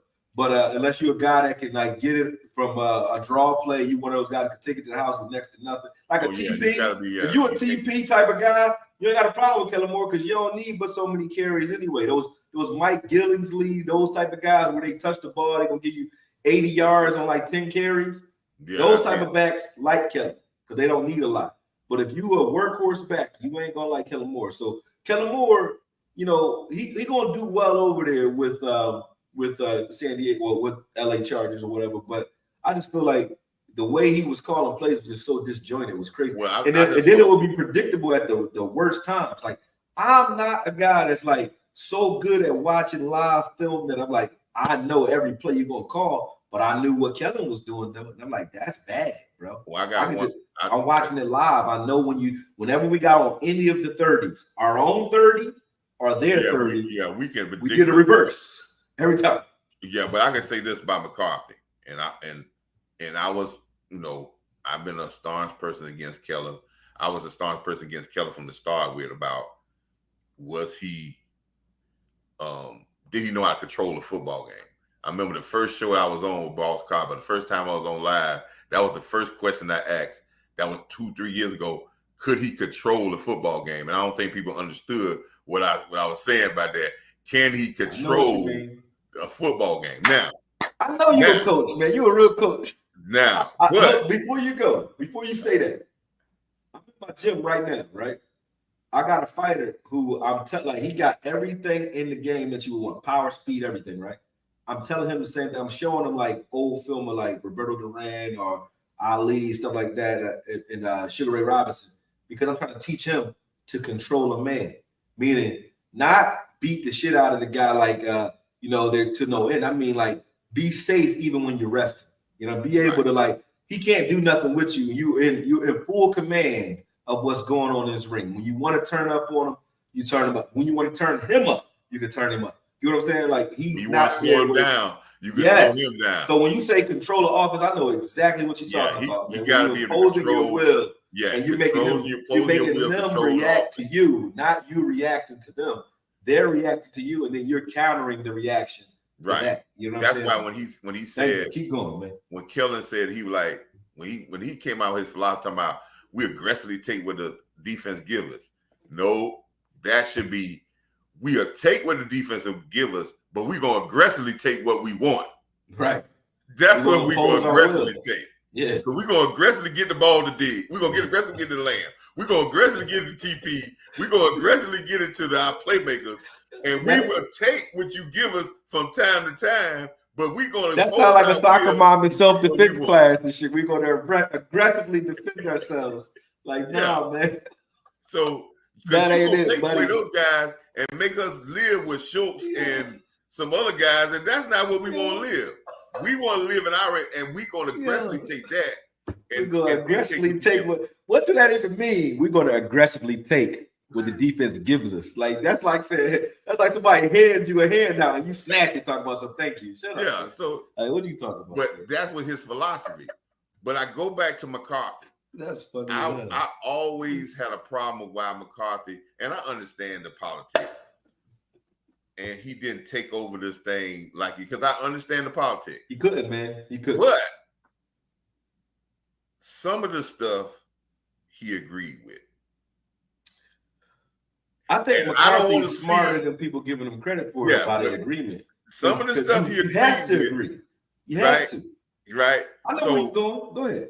This is why Schottenheimer is so important in this equation to say, oh, let's have a cohesion here so we don't get off the path of what really makes Dak a great quarterback. Right. Play action made Tom Brady a great quarterback. People don't understand that. Patrick Mahomes complete a lot, 70% of his passes all play action. Mm-hmm. Dak Prescott with a committed, consistent run game will have easy looks. Great quarterback.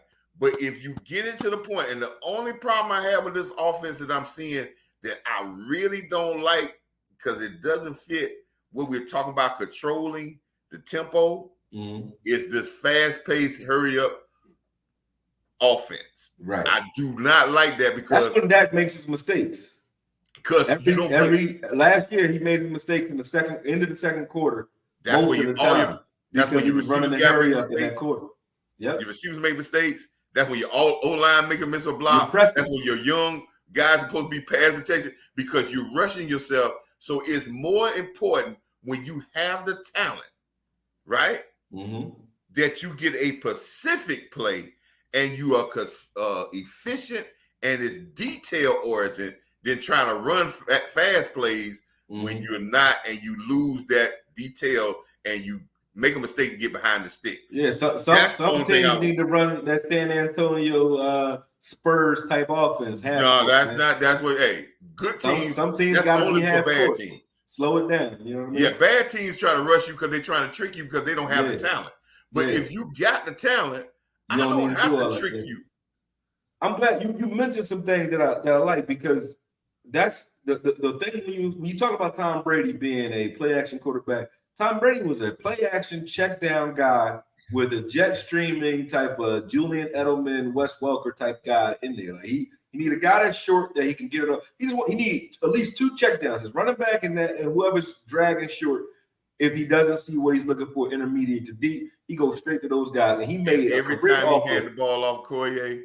Every time he hand the ball off or he check down, after he let the ball go in the check down or hand the ball off, he's scanning the defense to see what everybody doing on that play, and he know that I'm gonna fake this, I'm gonna look one way, and I'm gonna come out throwing the seam. He will kill you with wide open. But see, the thing is, when you have a young quarterback who can't scan the field, who can't press the ball deep and so on, you got a problem because then he's gonna be a running quarterback, right?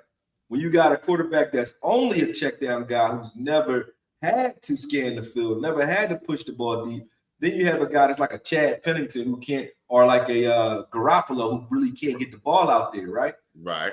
We had the best of both worlds because Dak went from being a running guy who couldn't read deep. It couldn't throw back shoulder fades. Couldn't drop the ball in there. He could do all that now because Kellen Moore did his job with that. He opened it up where Dak started having to use his eyes and his mind too much. If you're running all goals, if I'm running four goals with a check down, and he reran that a lot, and you got a single high safety, it's Dak's job to get his guy open on the seam. He got to either move that safety left or right to get guys open, unless he sees something on the outside where those guys are in press coverage and they win right off the line. He knows I'm going there. Other than that, he got to move that safety. And then by the time he does all that, if it's not open still, he then got to rush it to the check down late. And that's when he was throwing those interceptions on those flat routes late because of that. When you go from that to play action where everybody's at the line of scrimmage because they're coming after you and you have a moving pocket, your offensive line's attacking, and you only got 3-4 guys out there in coverage, Dak gonna read that easy as hell. So now you got a guy that can do both of those things. He can play action, and if we're behind in the game, I trust Dak in the shotgun having to deal with it. So yeah, if we're behind the game, I just don't want us to get too fast paced. Yeah, because Dak likes the fast paced thing. Yeah, but we need to make sure that when he's doing fast paced, but you can be fast paced to get something, but you can say, okay, we're gonna be fast paced, but we already know we're going with the ball to the flat.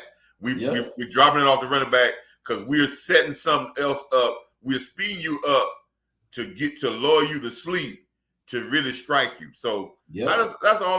That's the only thing there's two things, Corey, to finish up. Two things that I didn't like about this year training camp. One, didn't like we ain't had no practices with no other squad.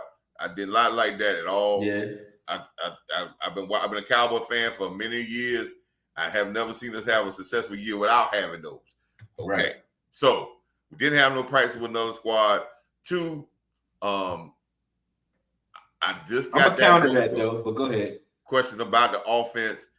I wanted to caution everyone because we have so many good receivers, and this is what we call the NFL has created a pass thing world, and everybody know my reason by that is because it is marketing it to the people who are the novice football fans, not the real football fans. They don't care about us because they know we're gonna watch regardless. They want the people that plays fantasy football and PlayStation John Madden football. And everybody's attention span is so low. You need that excitement out there. That's who they want to market it to go. So they're going to market the passing thing. I don't want us to get too concerned about Jalen Tolbert. Love Jalen Tolbert. But if everybody stays healthy in the receiver room, Jalen Tolbert and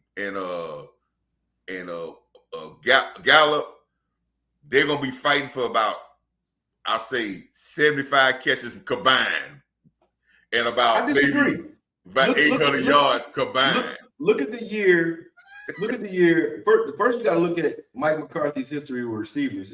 You have 3-4 receivers all killing it. His tight ends are who historically suffered. That's one. But two, the reason I disagree is, Jalen Tolbert is now the Cedric Wilson of this offense. Right. When we had Cedric Wilson played great. He had Amari Cooper, Michael Gallup, and Lamb in front of him, right? So he still was the fourth guy, but came in and made crucial plays and impact plays for us. So Jalen Tolbert can still make noise without he can get 32 receptions, 600 yards somewhere in there, 4 or 5 touchdowns, and still everybody's still happy with it. That's what he's going to get. It's not what I mean? 1,000-yard receiving. Yeah. He's not going to have no 3 wide receivers with 1,000 yards. Now, let me tell you something. That's where the mix comes in, Corey, with the Schottenheimer and the McCarthy thing. Schottenheimer likes throwing to his tight end. Right? You said McCarthy don't like it, right? But Schottenheimer likes throwing it too, right? You can see that McCarthy is using Schottenheimer's book because I just said that in that drive where Deuce scored, they threw to a tight end 3 times straight. And they threw the ball to the running backs is here. The running backs done caught more passes in the last 2 games than probably our running backs caught all season last year. Yep, but that's good though. That's good. When you put the ball in a running back's hands and he don't got to deal with no defensive tackles, no linebackers, just him, some corners and some safeties, you put him at an advantage, and you also are helping your pass game later. People don't remember why the run game is so important. They think the run game is not about just scoring. The run game is about attrition and pain.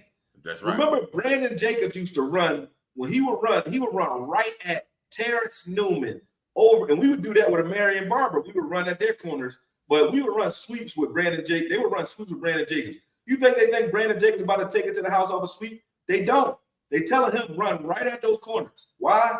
Because they can't be as physical if you putting a hat on them over and over again. Make them tackle so that later in the game, it affects the pass game when you got a good corner like Terrence Newman, who could be a shutdown guy at times.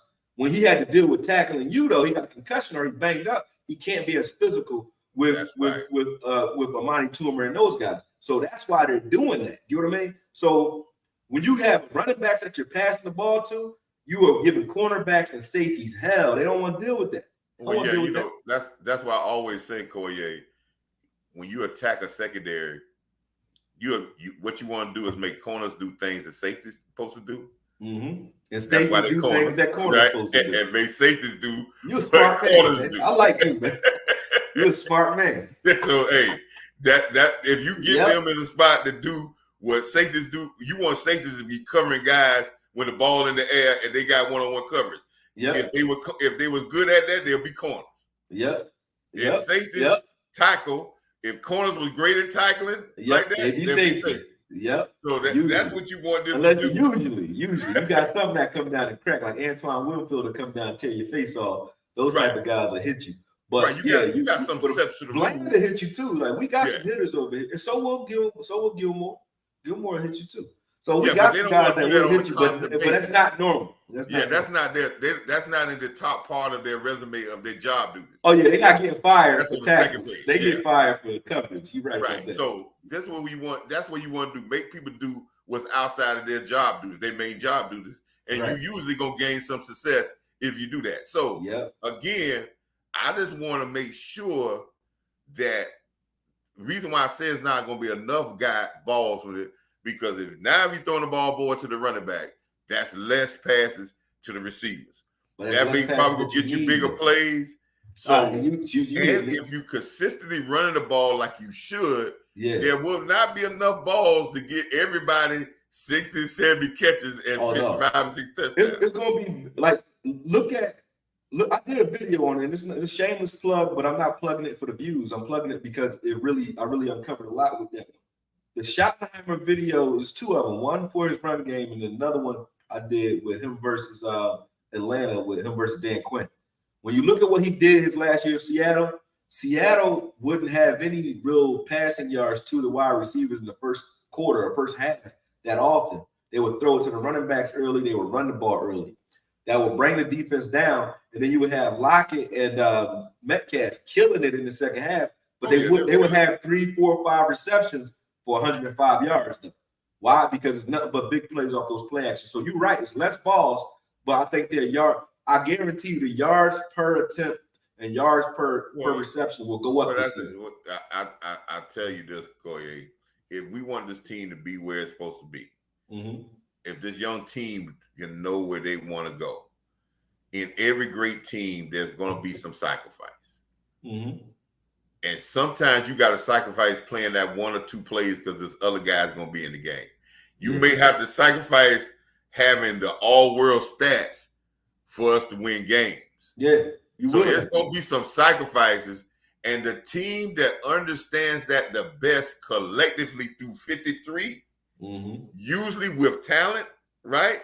And people putting them in the right situations to do what they do well, coaching, they usually are standing up and playing on the last week of January and the first week. And that's what I was going to say. But guess what? When those guys have to make those type of sacrifices, you think Julian Edelman or Wes Welker or any of those guys care? Or the guy that's on the bench like Shady McCoy, you think they care when they win that Super Bowl? Now they getting that marketing money and that that's right, because they Super Bowl champs for rest. And listen, nobody gives them. Like, somebody sacrifices some money because they're gonna be on the championship team where you're gonna feel like you getting underpaid, but you're gonna say, all right, well, let's roll this thing just to get there. So it's gonna be some sacrifices. So when guys don't take that sacrifices, like I know from a firsthand point, because I got real inside noise on this. like Armstrong woofing about he underpaid. Right now, they're trying to find a way to get him out the door. Armstrong is bitching right now. Oh, that's been since last year, and I'm telling you, this is first-hand information. Really inside the deal. He's crazy, man. Because he signed a deal.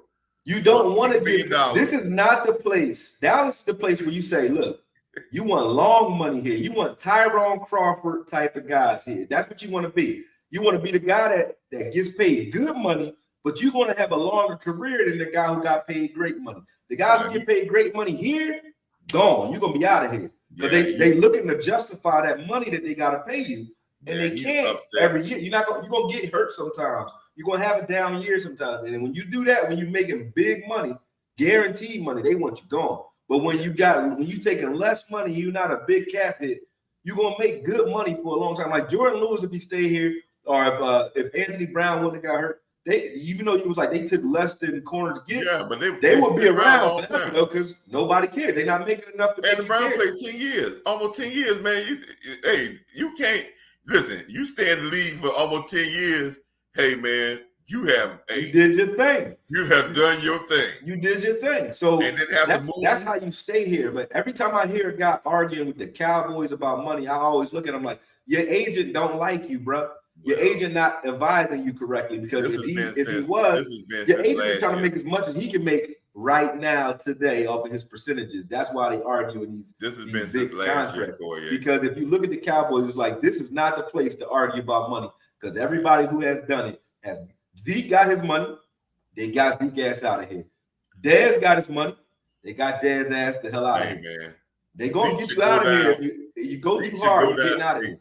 I hate to cut you off, Corey. Go ahead. Zeke got to go down as the smartest football player in the history of football.